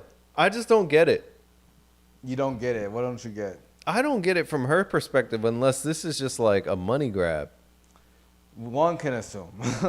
I would assume. But, you know, she basically liked this post that somebody put up because someone commented saying, "Gold digger with an old pedophile, shame on both of you." And then somebody else responded saying, "Who are you to judge? She's a legal adult. Last I checked, 21, you become a full adult. What is it then? Are you jealous because you haven't accomplished anything in life and feel a need to insult someone you don't even know? The reason people like you get away with disparaging comments is because you probably won't be called out on it in person." Ooh. What if the playing field was fair? You would catch a slap like you deserve. Damn. And then she liked that post. Damn. You know who wrote that? Bill Belichick. Chester Rockwell. Chester the molester. That's who posted that. That was Bill Belichick, his burner account. Shame. Oh, my God. Shame. They started dating in 2022. Shame. Damn. So She was 21. literally 21 when they started dating. Damn. I mean, it is legal. I think it is. It is. It is a little weird. But I'm not surprised, you know. Bill Belichick, he's a bachelor. He's not preparing for the football season. So he's preparing to get some ass. He's living his best life. He is definitely living his best life. Even Dave Portnoy, who has controversial opinions, when he saw this, he commented saying, "Yikes, ew, wow." It is kind of gross. I don't think anyone wants to visualize, you know, them together or Yeah. being intimate together, because I feel like as a 23-year-old being with a 72-year-old, it's a little gross. But I feel like Cher is celebrated for getting younger dudes. Do you think there's a double standard? Is one more gross than the other? Not to me, but there definitely is a double standard. Really? Yeah, I mean, look at society. They think it's cool that Cher has a boyfriend that's 40 years younger than her. They're like, "Oh, you bagged him, girl." Like, and meanwhile for Bill, it's like, Creepy old man. "Freaky ass nigga, you a 69 god." Like, Hey. like, certified pedophile. Bro, I feel like this is more of a case of attractiveness and coolness, because Cher is very good looking even for 79, and also she's way cooler. Bill Belichick has always looked angry and ugly, and I think people are a little bit hating on him, but you know, I think it's pretty privileged. You know, when they say flirting versus harassment, I think that's what this is. Yeah, I don't know. Apparently, though, this is a trend for her. She also dated some guy named Josh L. Zuckerman, and he was like 64 when they dated. And he says that she is wise beyond her years. I'm sure her head game is very strong. Oh man, man. we're gonna talk a little bit about that too. But yeah, so she definitely has a thing going on. I don't know if she just likes rich white guys that are gonna die in the next 15 years, or I'm in need. Yes, it's a trifling friend indeed. I can't play it too long. and the funny thing is, she's not like the baddest chick in the world. She looks like your regular like brunette white chick, and I think that's how she be getting them. I mean, I think a lot of 23-year-olds could get older guys, no matter really if they're the baddest or not. It's just the fact that they're young, they're fun. You know, that's what they're looking for. She's a cheerleader. You know, she knows football. I think they could. You know, I feel like that's all Bill Belichick cares about is fucking football. And this is his young prospect. That's sick. Yeah, I don't know. This is nasty work though. Bill, I hope you let her go. Find somebody that's at least within like 30 years, bro. There's some great 40-year-old women out here on the market, I'm sure, that would be more than happy to date you. Just make it a little bit closer to your age, because this is weird. I'm not judging. Get it, Bill. You retired. Have fun. This girl, she targets the old man. Hopefully, she gets a bag. I think it's mutually beneficial. So we'll see. We'll see how long this lasts. Do you think this is a temporary thing, or you think she's able to lock Bill down? This is temporary. They've already broken up multiple times in the last couple of years. Wait, for real? Yeah. Like you looked at the whole relationship? I didn't even see that. No, that's what it said in this thing. Oh, because wow. Bill also he's had some girlfriend, Linda Holiday, for like 10 years off and on. Oh shit, he's a playboy. Who knew? Damn, that's crazy. Are you guys surprised by this news of Bill Belichick dating a 23-year-old? 50 years. That's crazy, bro. 50-year gap. You know how much happens in 50 years? Do you think that if you're 70 years old, you would want to date a 21-year-old or a 23-year-old? I don't know, man. Probably. Like, why not? I can't speak for myself at 70 years old. I'm not gonna be like, oh no, I'm it's definitely just, not. what do you think Who you would knows? do? I don't know. Probably. Why not? If I'm divorced, if I'm retired, if I have a whole bunch of money, who cares? Oh man, that's a crazy age gap. Dude, I feel like you? the mental aspect is like too much of a blocker for me. Okay. Like the difference in where we are in life is, I feel like that's a bridge too far to traverse. Like, do I think I would have sex with like a 21 to 25-year-old? Maybe, but like it's like we said, that's like grandkid territory. And Bill's got kids. Yeah, I don't even know his history. Like, I don't even know like as much about his personal life. He was married for quite a while, if I remember right. Well, this is definitely divorced dad energy. He's probably gonna get a fucking red Ferrari next. You're gonna see him driving. Yeah, he was married from 1977 to 2006. Damn, so that's... He was married for 30 plus years before these bitches were even born. Yo, he won a few Super Bowls and got a little bit too freaky, I think. Him and Robert Kraft were hitting them massage parlors a little bit too hard, man. He's got 3 kids. His own daughter is married since 2017 and graduated from college in 2007. So, like, this is weird. This is weird stuff. I don't like it. I mean, he's old, so I'm sure this girl does not have to have like too much intimacy with him. Like, honestly, you thought you saw Deflategate in the past, man. You talk about Bill trying to have sex, I'm sure it's deflated. Dog, he has access to the best drugs in the world. Trust me. He is doing whatever he needs to be able to do. He might not be moving a lot, but he can lay right there. Man, I'm not trying to imagine this anymore, or even talk about this anymore. But we all know who was pumping himself up. Ryan Garcia. Tell her to do a cartwheel right on it. Ryan Garcia suspended 1 year after testing positive for PEDs. New York State Commission, they said he's suspended until April 2025 for testing positive, and he will forfeit his purse from the fight against Devin Haney as a part of a settlement. Now, this is only in New York, but also the California Commission said that they will honor this as well, and they expect other states to do so. I think, 1 year is even less than a year now. We know boxers take a lot of layoffs, and I know Devin Haney definitely wants that rematch.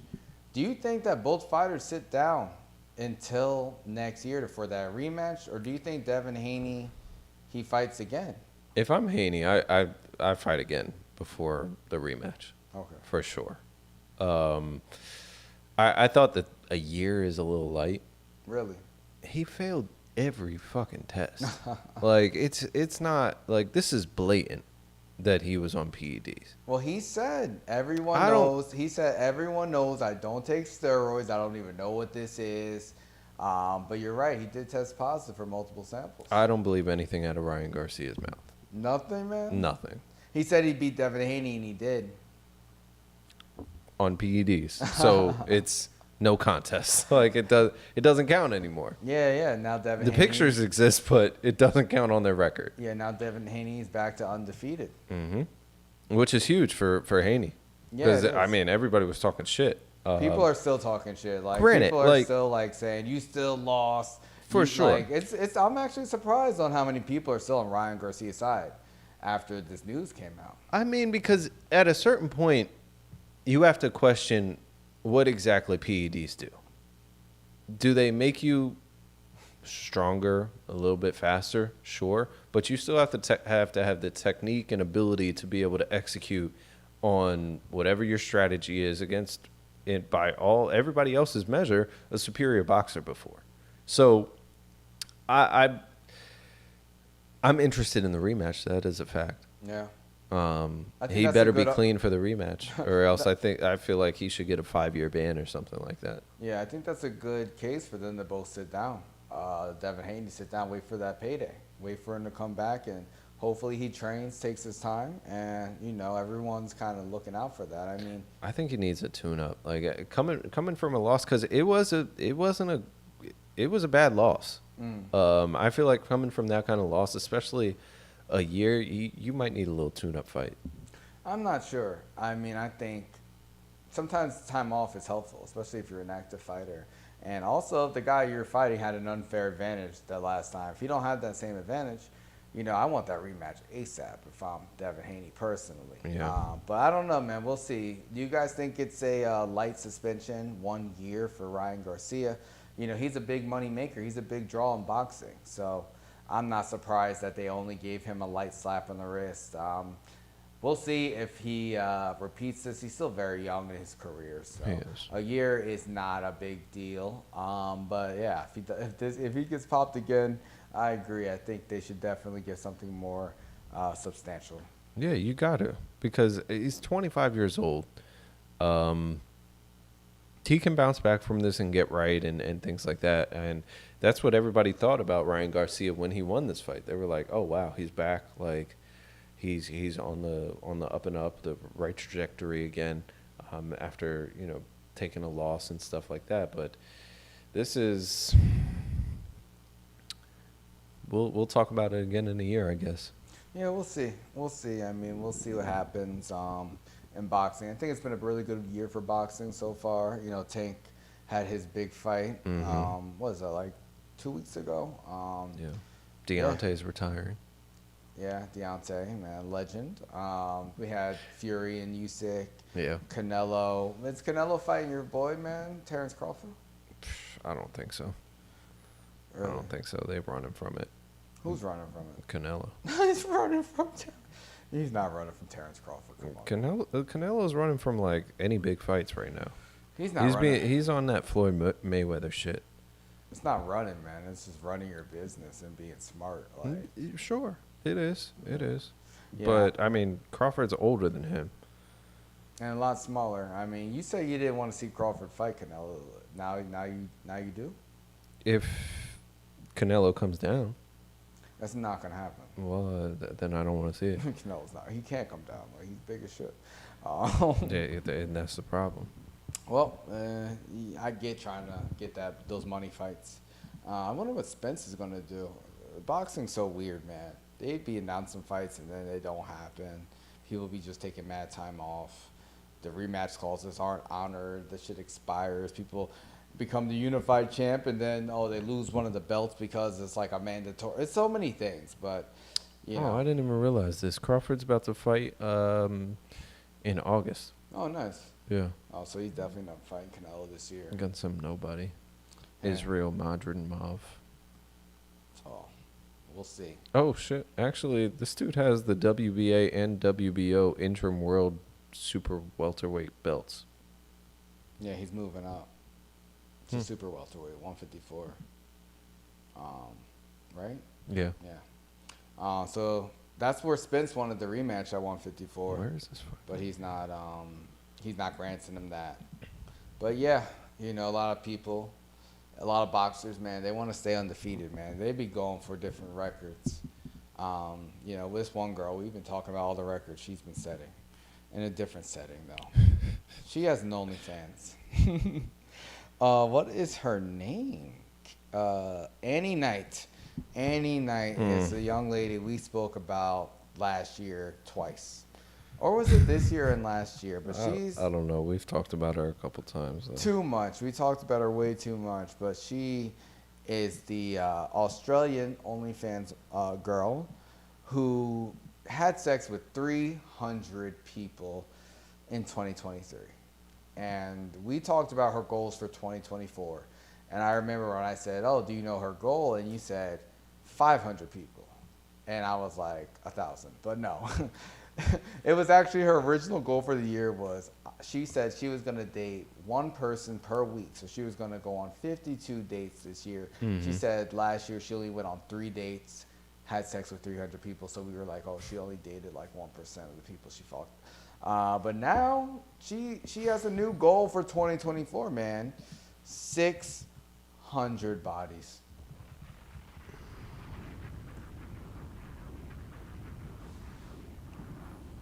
How much tread do you think are on those tires? She's 26 years old, man. She's 26 years old. And she wants to up her goal. She wants to double her numbers, man. Her original goal was to be at, 365 for every day. And she said she got to that number by June. So she's like, why not 600? It's insane. You say it's insane, but she asked her mom. She told her mom about it. Her mom was super supportive. Her mom says, you know what you're doing. Perhaps you're trying to show that a woman can have control of what she does in her life. So that's like a real feminist point of view. She says she's had very mixed reactions. Some people have been very super supportive. And then she's had... the guy's about to fuck her. And then she said the majority of people judging her say that she's riddled with STIs and that she's not safe and that she's disgusting. Now, she says she gets regularly tested because she's a sex worker. And, she says there's a double standard. She said, what's the difference between a man sleeping with 5 people in a day and a woman sleeping with 5 people in a day? I don't understand why when a man does it, they celebrate it and call him a legend. But when a woman does it, they're called names and they're ridiculed. I don't think anybody calls men or women that have sex with 5 people in a day a legend. Really? I wouldn't call them that. Have you ever seen someone be high-fived for doing something like that? 5? Listen, maybe in her world, it's not normal to me. When I saw that, I was like, wait, what? There's only 24 hours in a day. If you sleep the healthy 8 hours, then that means you're cut down to 16 hours in a day. To have sex with 5 people in a day, that means like 1 every 3 hours. Well, I don't know. That could be like a gangbang. That's what it sounds like to me. I'm assuming that it's all at once, or at least 2 or 3 at once. Like, there's no way you spacing that out and timing that out. I can't imagine that.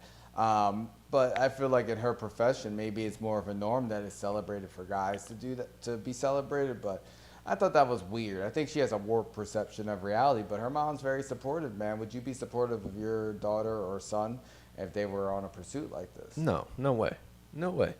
Why not? Because I believe I have different values. Like, it's that simple. I believe you should be doing things that are gonna represent God, yourself, your family, like whatever it is you're trying to do. Yeah, you want to be the best at it. I don't know if you want to be the best in this standpoint. This is nuts. 600 people in a year? Like, I just don't understand what is the purpose of this. I mean, she wants to beat her old record. She's an OnlyFans model. She makes videos with, for the sex. So I think it's something that gets her headlines and gets people to talk about her. I think it's kind of like a freak show. When everyone has an OnlyFans, I mean, she's a pretty girl for sure, but I don't think she's anything super special. It's either you do this or you fuck Bill Belichick. You got to make a choice. Like, which is worse? Which is worse? What do you think? Bill Belichick or 600 in a year? Man. I mean, one of like. And to make it fair, you got to fuck Bill Belichick 600 times.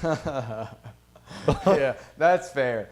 I don't know, because 600 guys, like, you have to imagine, even if it's just a 10%, that She are can't be very hideous. selective. Yeah, if 10% of 600 guys are like hideous or old or whatever, creepy or just weird energy, that's 60 guys you gotta fuck.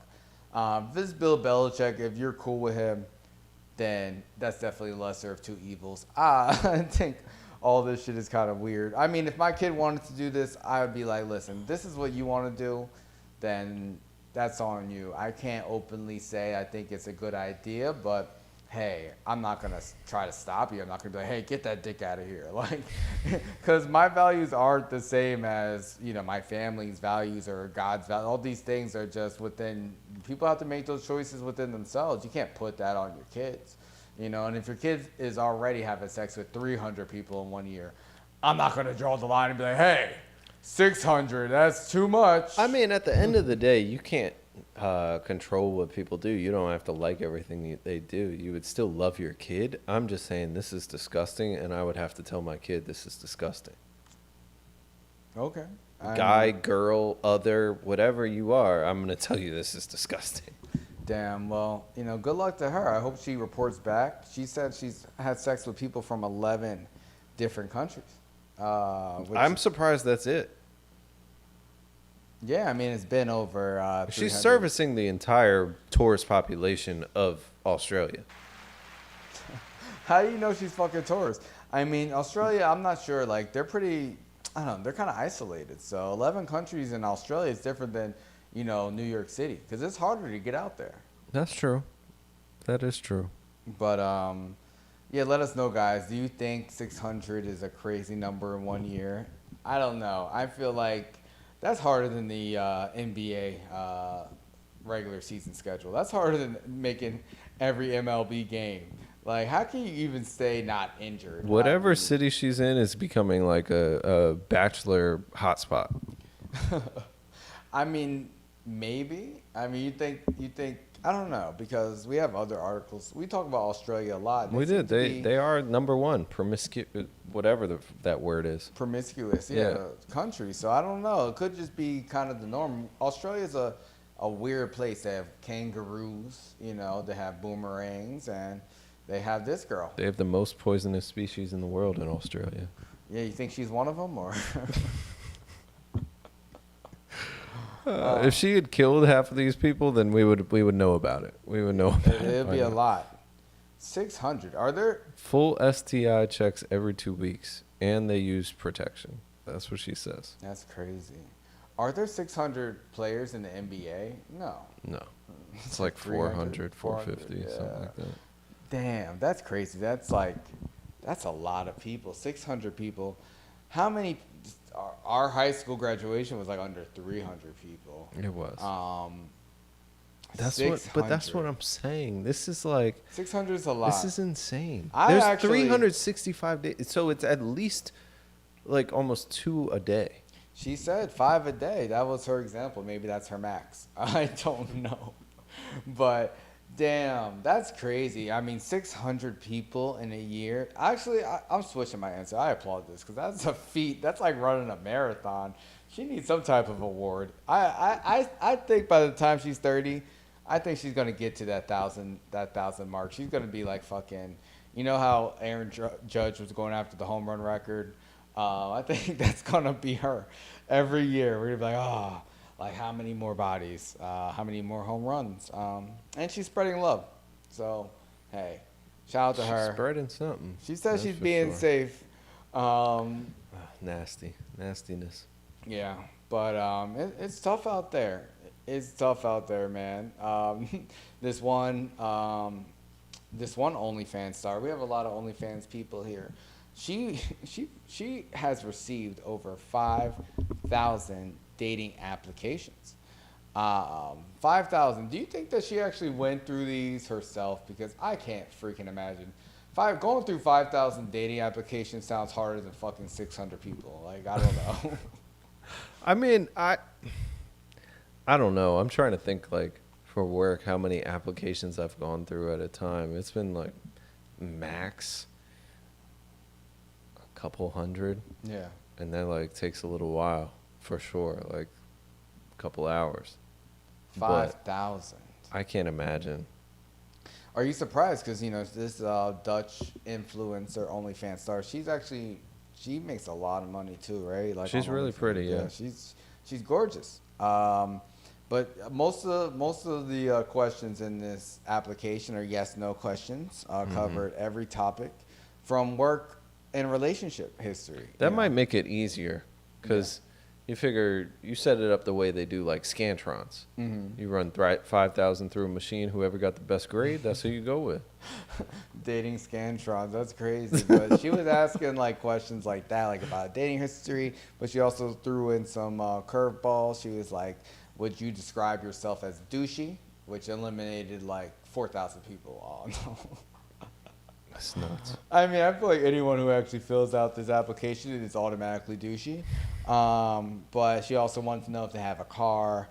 But she said after going through most of them, she didn't say she went through all of them. She said she found just 3 guys who she felt were suitable. Man, that's a crazy percentage, bro. Let's say she went through 1,000. That's 0.3%.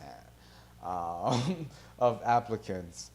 She said one man offered to send me a sample of his blood and asked me for mine in return, which I ignored.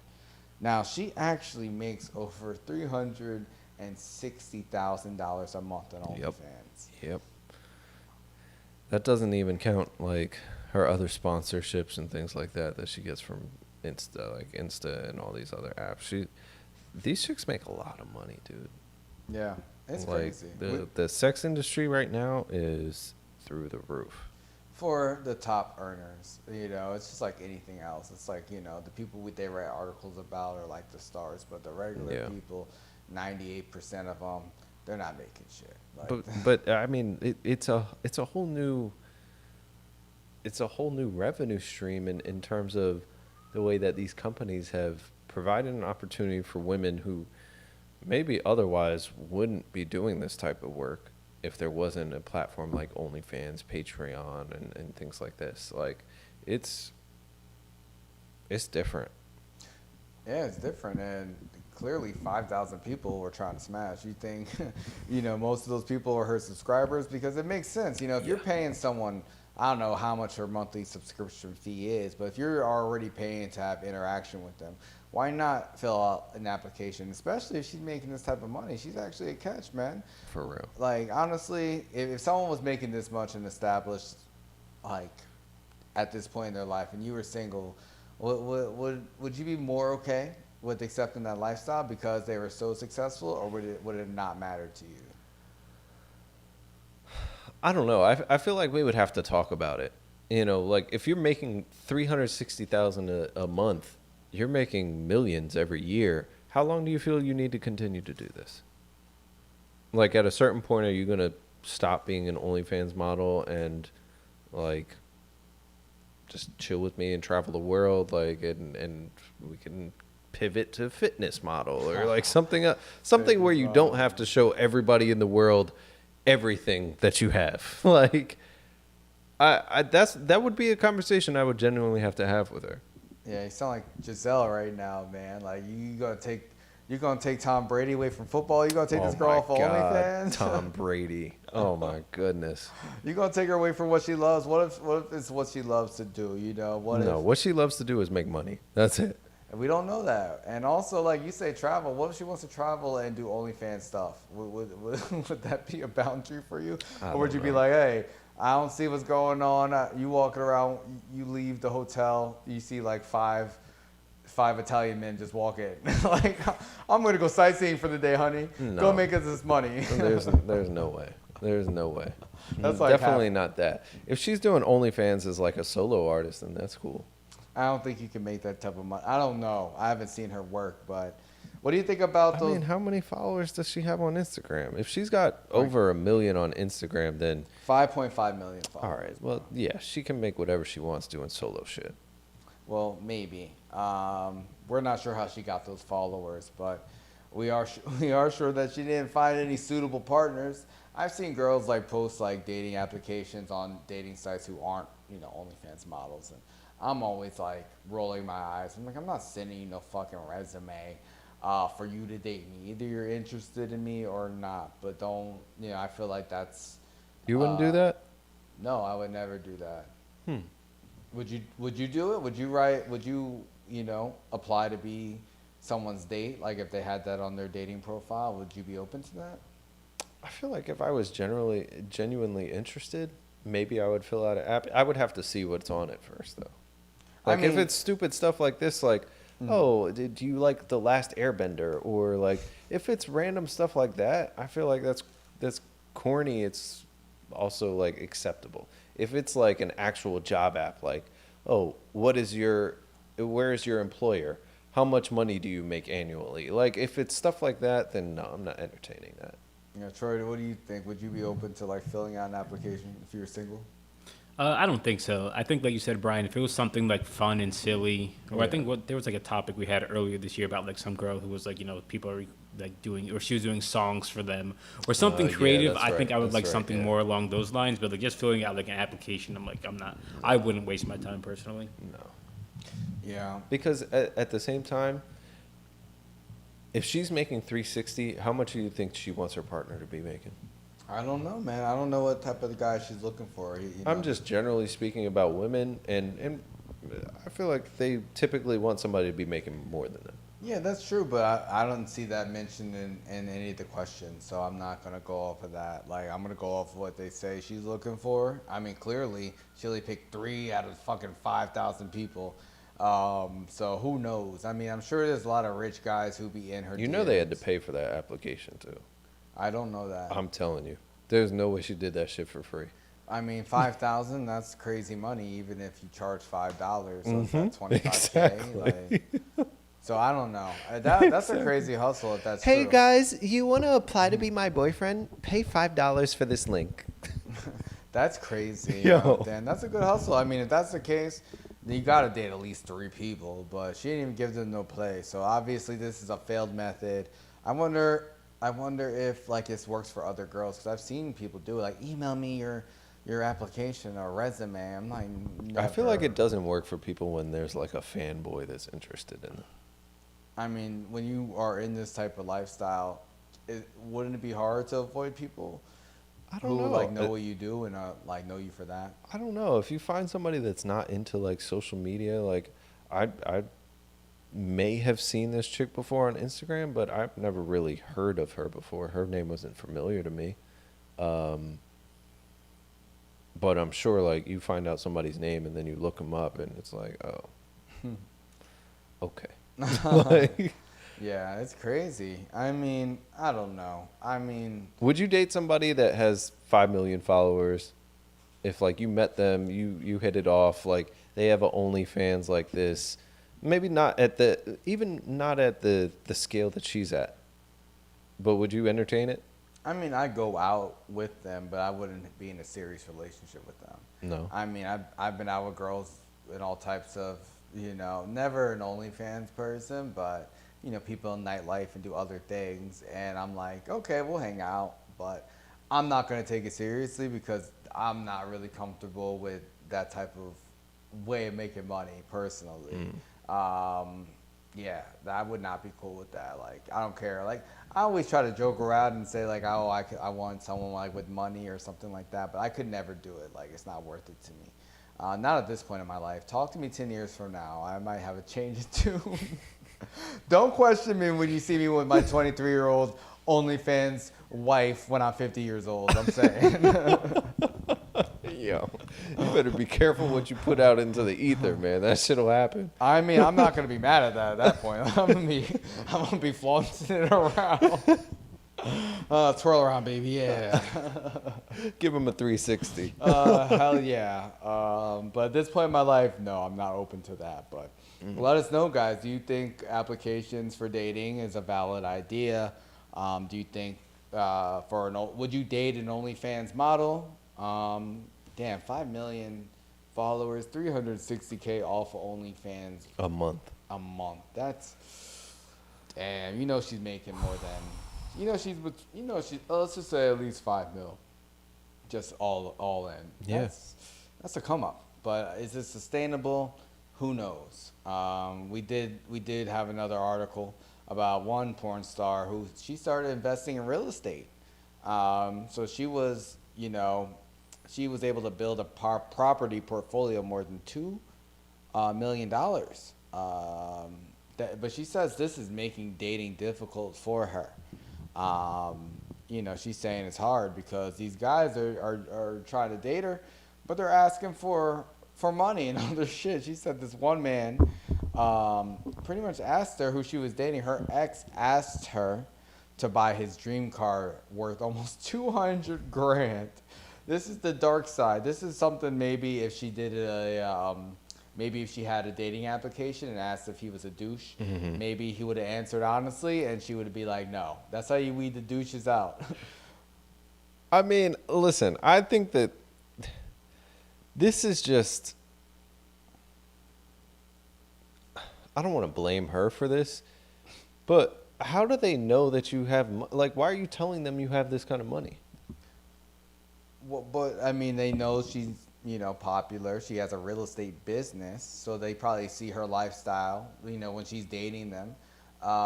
And they probably feel like, oh, I can come up off this. Maybe she has a type. Maybe she likes bum dudes who wanna take shit from her. I don't know. Like a lot of people talk about, how we talked about the Tinder swindler, like how he came, presented this lavish lifestyle, but then he was asking for money. Some people are pros at this, are scammers. I get it from, that perspective. The guy was purposefully doing this to scam women out of money and taking the money from them. Yes. But in her case, I feel like after the first couple times that this happened, you have to think about, okay, why is this happening?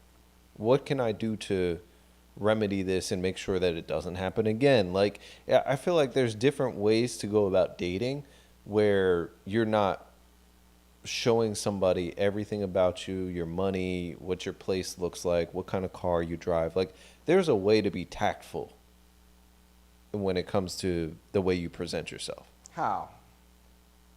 Be like J. Cole and look homeless all the time? No, I'm not saying that, but meet somebody for coffee, meet somebody for lunch, go to the park. Like, there's a variety of different things you could do instead of like someone she was more, she called it her ex, so I assume that they were dating. How do you hide that from that person? She didn't buy him the car, so she's just saying it's making dating more difficult, which to me, I can understand, but a porn star saying this, I would think being a porn star would make dating more difficult. But she's like, no, I got too much money. No, she said there was another guy that she didn't even go on dates with them. She said that there was a guy who was already suggesting she start buying him presents, and he started sending screenshots of clothes, perfume, and even his dream car. Don't you think a lot of people with a lot of followers probably get these weird ass requests? I mean, I don't know. I don't know. I don't think, I'm not trying to blame her for this. Like, I think it's just something she's dealing with. I don't know if it's funny that she says, oh, like the problems with being rich and dating. That's funny to me. Like, stop dating bum dudes, I guess, or entertaining this. I'm sure people with money and who have like a public platform and they promote their likeness. A lot of people who work in real estate, they do have to put their stuff out there. She said she's a landlord, so she's probably a busy girl doing porn and being a landlord. I can't imagine dealing with that many tenants and partners. So to fit a relationship in there and people asking for money, it must be difficult. I think it just has to do with her presentation. Like later on, she talks about how she did go on a date with this one guy, and then in the first date, she tells him like what she does, how she makes her money and stuff like that. So of course he goes on his phone right there in the date and starts looking her up. And then as soon as he saw like her account and stuff, he asks, oh, how much money have you made? How many people have you slept with? All this type of stuff. Like, and then he was like, oh yeah, this date is going to be on you. So clearly, like, there's a gap in terms of the information she's providing and the way these guys are receiving it, or what these guys are actually looking for from her.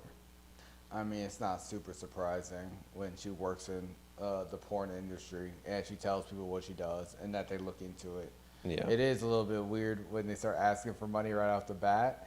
Like, if I was doing this, I would never say in probably the first and maybe not the second date that I'm an OnlyFans model or a porn star. I would be like, yeah, I do real estate and I have a few different properties. I would leave it at that. But you'd be lying. That's not lying. It's a white lie. How did you get the money to start real estate? I don't think you should penalize people for being honest. And it's not going to change the fact if you say it on the second date or the third date, if they're still going to react that way, it's going to happen. You might as well say it when you're going to say it because it's her life. Like, why would you not be honest about your life? It's just about how people, weeding people out. Maybe I think she should do the dating application because she needs to know how to. Are you a bum? Are you going to ask me for? No, But you just said you would never fill out a dating application. I wouldn't date a porn star. I wouldn't do any of these things. I'm trying to find the best path for these people who are these struggling rich people who are trying. Rich people. They're struggling in their love life. I don't know. Go find an athlete. Go find Zion. He's looking for more. Oh my God. Go find an athlete or some other rich person. Yeah, a lot of people. Go to one of these clubs where you have to pay for like a $5,000-$10,000 membership to go to that club, and start to look there. You got to change your dating pool. I don't know because they're saying hypergamy. Hypergamy is a new. What is it? Hypergamy. Hypergamy. Thank you. Hypergamy is the new dating trend that over 40% of Americans are part of this trend. Now, this study, was looking to identify some dating trends in Americans.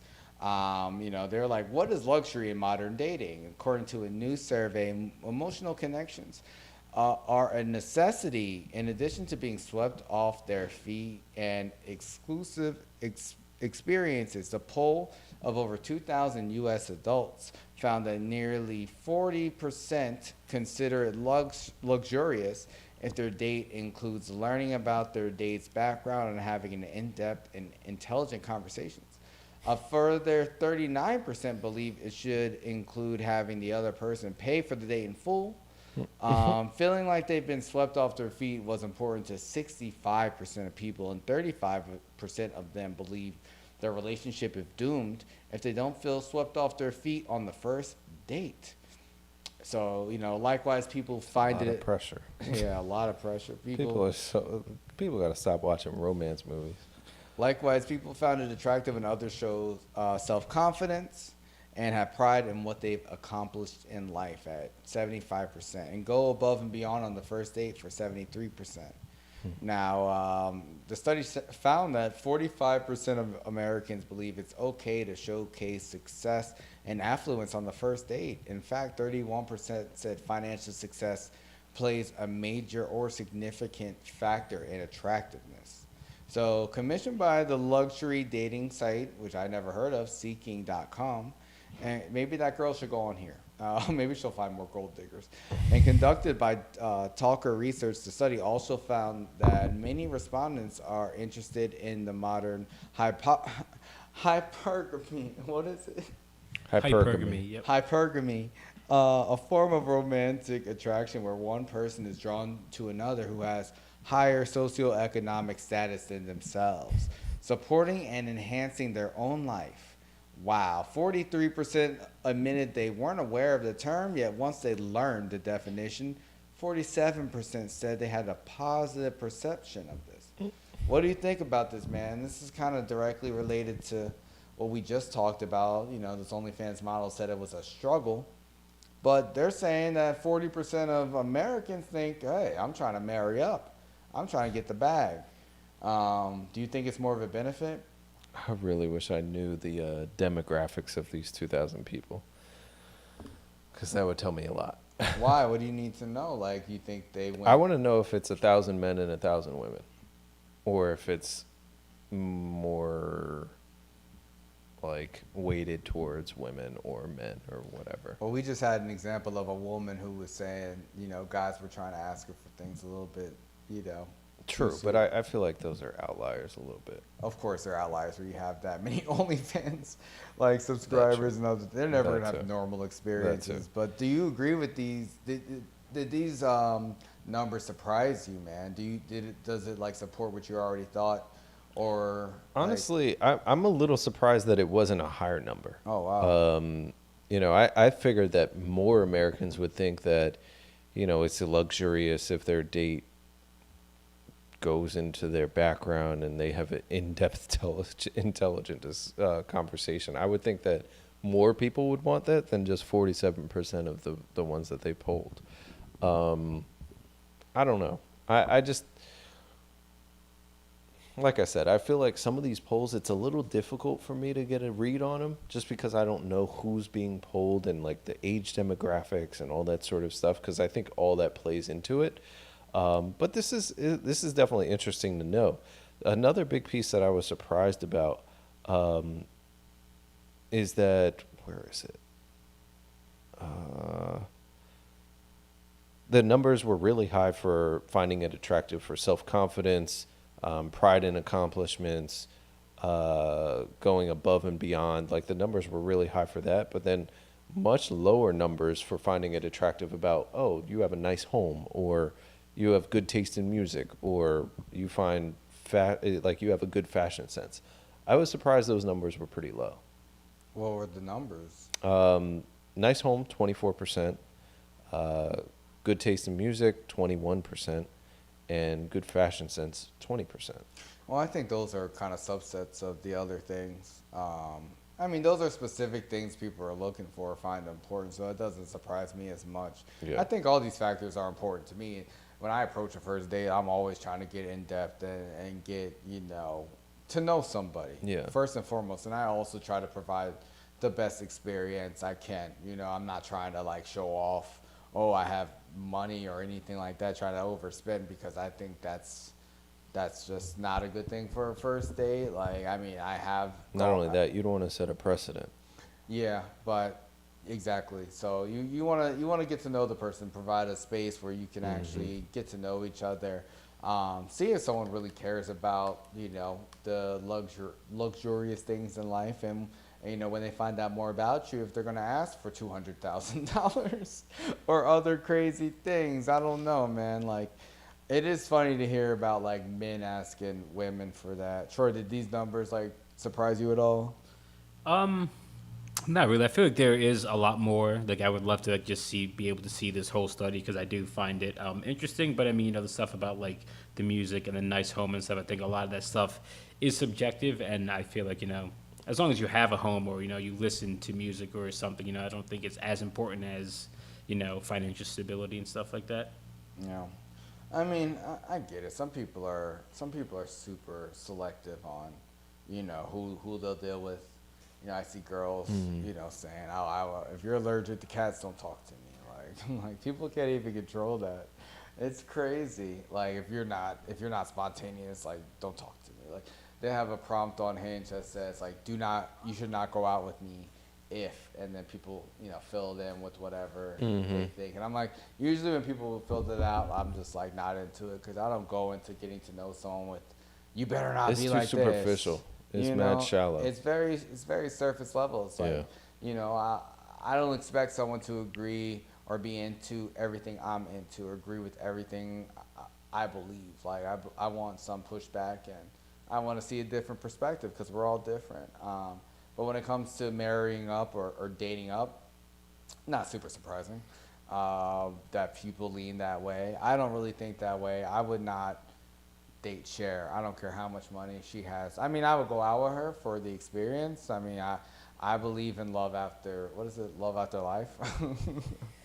Especially if I can get on that wheel. Yo, you said love after life like she's dead. It's the song, right? Do you believe? Isn't it Love After Life? I think that's it. Yeah. I don't know the exact lyrics, but yeah, I know it's like one of her biggest songs. Yes, come on. You don't know that song? I know the song, but I don't know if that's the meaning, but okay. Listen, if I get money, that's after you die. That's enough meaning for me. But oh shit, yeah, man. We talked about our own street interviews, and we got a viral clip the last couple weeks, man. When I first saw this clip, someone said, "Oh, when Matt Stafford's wife sees the backup quarterback. Oh man, that's disrespectful. That's what I saw. So when I saw this topic, I was like, oh, that's where that came from. And Pause. they're both blondes too. Oh man. All right. So let's take a listen. This is already an instant classic. Does not reply. In bed, Haley. Oh, This is for her. what? You know how to answer this. You got it. What's one move in bed that makes a man go crazy every time? Oh, That you do? gotta give him that hawk too and spit on that thing. You get me? I don't get you. I think you gotta demonstrate. Hawk too and spit No, on like- it. Spit on it. Interviewer freaky as hell. If I see you All right, gotta anymore? take it straight. Oh yeah. Okay, I got. Oh my God, Hawk Tuah girl, man. She is a legend already. This clip has been going around, like you said, for weeks, and she's caught some flack for it. She's definitely been really popular, especially with they're calling it SEC Twitter. SEC like conference. or Yeah, something. for It's a football and conference. stuff like that. Because there's some other chick that went viral about it too. But I'm having a hard time pulling up this article. I mean, I saw it as a meme. I've seen it referenced all week, even on Joe Budden's podcast. Like one of the Patreon episodes was titled after this. Yeah. Oh my God. All right. So her name is Haley Welch. And after this interview, shout out to Tim and D TV. They do a lot of these street interviews and stuff like that, going to Nashville, going to Austin, and a bunch of different like college towns and things. And she had a legendary response to this question. And I wanted to ask you, Pause or Slay, do you have a go-to move in bed that it works every time? I mean, I'm not going to get into that, but I will react to what she said. Nothing works every time. Everyone's different. That you is gotta true. kind of feel it out. I feel like it's different with guys like and women versus like women. They you learn like a couple tricks, you should be all right. I don't know, man. Everyone's different. I can't speak on women, but I can speak for myself. And when I saw her do that, yeah, I'm not a fan. I'm not a fan of the Hawk 2 spit shit. It's disgusting. I mean, don't fucking spit on me. I'm not a sidewalk. Like, you better respect me and my dick. Like, I do not like being spit on. Like, there's other ways to get spit and saliva that are much more efficient.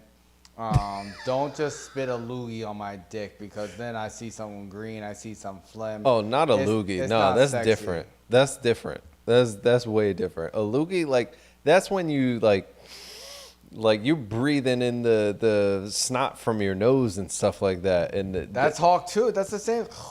It's like, that's what it is, man. You bringing up some phlegm. I don't like that, so no. Those are different directions, though. But like, How do you know, bro? I've had to spit before, pause, but not like that. Not the way that she was talking about. But like, there's a spit that you got in your mouth and like you gather it up versus like the snot that you're gathering up. That's nasty. That's nasty. I'm not with this personally, but hey, the internet loves it. Yeah, it's really funny. So luckily, they're saying that she did not lose her job. Okay. They originally said that she lost her job as a preschool teacher, but that's a fake story. They went crazy online with this story. They were like, children were spitting on each other and everything else in wake of the video. Bro, that's so ridiculous. People have so much time on their hands. Oh my God. But yeah, it was really entertaining. Her friend must have known. She must have been talking about her game, because her friend was slapping her on the back of the head and saying, "Oh, this is you. This is you right here." That's crazy. Tag team effort, teamwork. But shout out to her. She was also, they asked her some other questions in the interview. They were like, "Oh, what's the dating scene look like for you right now? You got a squad?" And she was like, I got like 4 dudes that I'm talking to, but there's only one out there that I really want. And when he's ready to settle down, I'll be waiting for him. Shout out to Pookie. I love you. Yeah. Shout out to Pookie. And then she had to let him know what she was doing for those other guys. Hawk Tuah. Always the other guys, man. Until you lock it down, just know what's happening to you. You're not special. But yeah, I don't appreciate the spitting. I don't like that at all. But hey, there's people out there. Everybody's got their preference, man. Everyone's got their kinks, man. Listen, Feeding I like it kinks. nasty. I like it nasty. I mean, it's not that nasty. Like, sir, I got love. Not loogies though. That's crazy. No, don't. That's disrespectful, like you said. But a nice. Anyway, we were talking about eaters earlier in this pod. Yes, we were, man. And I think that's enough about the Hawk 2 girl. Shout out to her. If you want the merch, go find God. Oh, man. But yeah, man, let's leave on a high note because, man, I picked this article for you, man. Women who fancy tall men are more likely to rate themselves as attractive, man. This is a study you could directly relate to, man, because they had the cutoff at 5'10". I'm 5'10" myself, so I consider myself to be on the cusp of this. I don't consider myself to be tall, but I'm definitely not short. But they say women who fancy tall men are likely to consider themselves attractive. This scholars from Texas A&M recruited 247 straight women for their study. The female participants, average age of 24, were shown a range of images depicting men of varying heights and shoulder to hip ratios, which is SHR. I've never heard of that term before. Women consider taller men with larger SHRs more attractive, masculine, dominant, and higher in fighting ability. It is suggested that these sexually dimorphic features, height and larger SHR, are a reflection of a man's genetic quality. They added that such features indicated to a woman that such men have the ability to provide direct benefits such as protection and resource provisioning. Interestingly, women who rated themselves as attractive, higher mate value, were more likely to say that taller men were more desirable. As a tall man yourself, what are you, 6'3", Brian? That's right. That's right. Did this study surprise you, or were you like, oh, of course? No, I'm not surprised at all because women are delusional. Women are delusional. I was not surprised at all. What makes you think they were delusional Because from the study? Literally, so many women want a man that's 6 foot or higher. They put it on their dating profiles. They'll be 5 foot nothing, and like, oh, if he's not 6 foot, I can't talk to him. And it's like, in what world? In what world are you living in? Short people world? Like, it's just, it doesn't work that way. But I'm not surprised that they view themselves as more attractive. You think that's why they look for the taller guys? They feel like, okay, I'm more attractive. I should get what I want. I deserve someone, who's genetically superior. I guess that's what the rest of the study's looking for. It could be that sort of mentality. It could be that, I don't know, they feel entitled. I'm sure there's a bunch of different aspects to this, but I have never heard of that hip to, what was it? Hip Shoulder to to shoulder, yeah, shoulder to hip ratio. That's something new. Yeah, something new. I never learned that either, but I wasn't surprised at this either. Because I've been on dates with girls who are 5 foot nothing, and they're like, oh, I usually date guys who are like 6 foot or over, and I'm like, you wouldn't even know the difference. For real. Or tiny, you have no idea. The only way they know the difference is if you tell them. Yeah. Yeah, and they're like, believe me, I know. And they're like, oh, men always lie about their height. So apparently all the guys who are 5'8", 5'7", say they're 5'10". And I'm like, damn, well, I'm 5'10". I would never lie about my height or weight. I have no reason to lie. I do like shorter girls. I do find myself to be more attractive, so maybe there's a correlation there. I don't know, but I'll date taller girls too. Like, I've dated girls who were taller than me. I've gone out with girls who were taller than me, and it's been fine. pretty open when it comes to height. But women, they're really like, I don't know, they're really critical of men's height. And I feel like that's why a lot of men do lie on their dating profiles about their height, because women are so critical of it and they make them feel insecure. And it seems like there's a real double standard there. Yeah, there definitely is. I mean, luckily I've never had that issue, but I could see it being a pain. Because like I said, most women are, what's the average height of a woman? 5'5", 5'6", something like that? Probably like 5'5", 5'4". Yeah, so I just don't get it. Yeah. And, be careful what you wish for women, because a 2019 report on what drives men to cheat found that the majority of those who admit seeing other women behind their partner's back were over 5'10".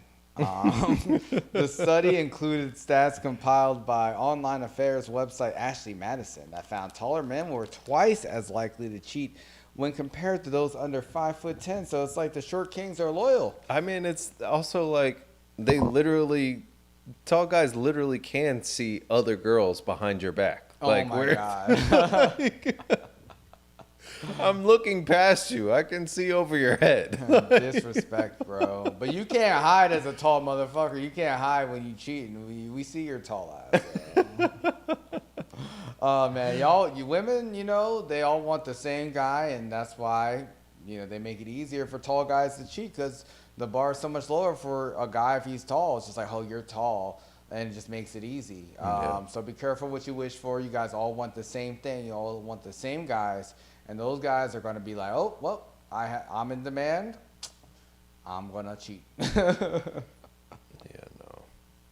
Thank God. Thank God I did not turn out short. Man. Shout out to all of our short listeners, our short kings out there, and all of our short women who are discriminating against men and think that they're hot shit. I'm sure a lot of you are. But hey, these women the average age was 24. Take it with a grain of salt. I think it's a lot different when you're 34.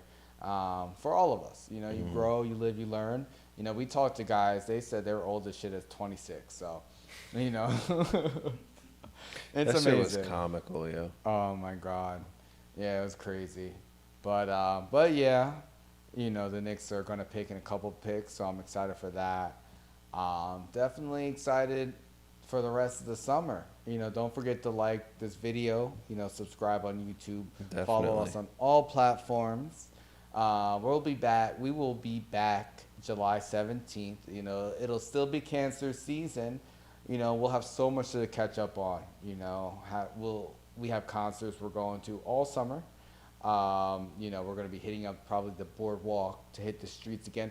I want to do another poolside live stream too. Like, that was fun. That was really fun. That was really fun. Great day on Juneteenth. And make sure y'all DM us. Let us know what you think about the street interview videos coming out over the next couple weeks. Let us know what you get up to next week for July 4th. Yeah, man. Big holiday, man. I'm excited for the 4th, man. We get the 4th on a Thursday. So I got some plans set up. I'm going to go to the Big 3 with my dad. Oh, nice. Yeah, That's dope. Tickets in Newark. Ice Cube's 3-on-3 basketball league, July 7th, Prudential Center. Pretty cool. Got him some tickets for Father's Day. So excited for that. Going to have some friends parties, barbecues. Probably have a couple pool days. I think I'll avoid the beach for 4th of July. I already have 2 beach days in the bank, and honestly, I avoid the beach on holidays. I don't know, man. What about you, man? It gets a little crazy. I don't have too much planned right now. I'm gonna hit you up about these pool days, but hell yeah. Yeah, I'm chilling. I took that Friday off too, so I got a nice 4-day weekend. I'm looking forward to it, and just hanging out. Hell yeah, it's been hot as shit over here on the East Coast. Troy's about to go to Costa Rica, so definitely excited to hear how your trip goes, man. Yeah, I'm excited too. I have a lot of pictures to post and a lot of stories to come back with. Hey. Hell yeah. Hell yeah. So, yeah, we'll be back in a few weeks, guys. We're definitely going to post way more of the street interviews we were talking about today. Super excited to get that out. And we got so much content for you. So, just be on the lookout on all of our platforms. We'll be posting videos for the next few weeks, and then when we come back in 3 weeks, we'll have so much to talk about. The debate. Let us know who you got, Trump or Biden. so much going on. So much. I hope the Not Like Us video drops soon too, so we have that to talk about. And yeah, man. I think one of them curses at the other one tomorrow. Somebody's cursing. Okay. Yeah. Any bets on, I guess you can probably make like prop bets, like probably not on like the betting apps or anything allow you to make bets on the debate button. Yeah, probably not. I think that's a good bet. I think that's a safe bet. But they got the mute button, so we'll see. I think we'll all be tuned in. So Can't wait. all right. Well, yeah, we'll be back on July 17th. Everybody, we love you all. Thanks for your support. Thanks for all of our new subscribers. Make sure you tune in to all of the rest of our content. Yeah, we'll see y'all soon. Peace. Peace.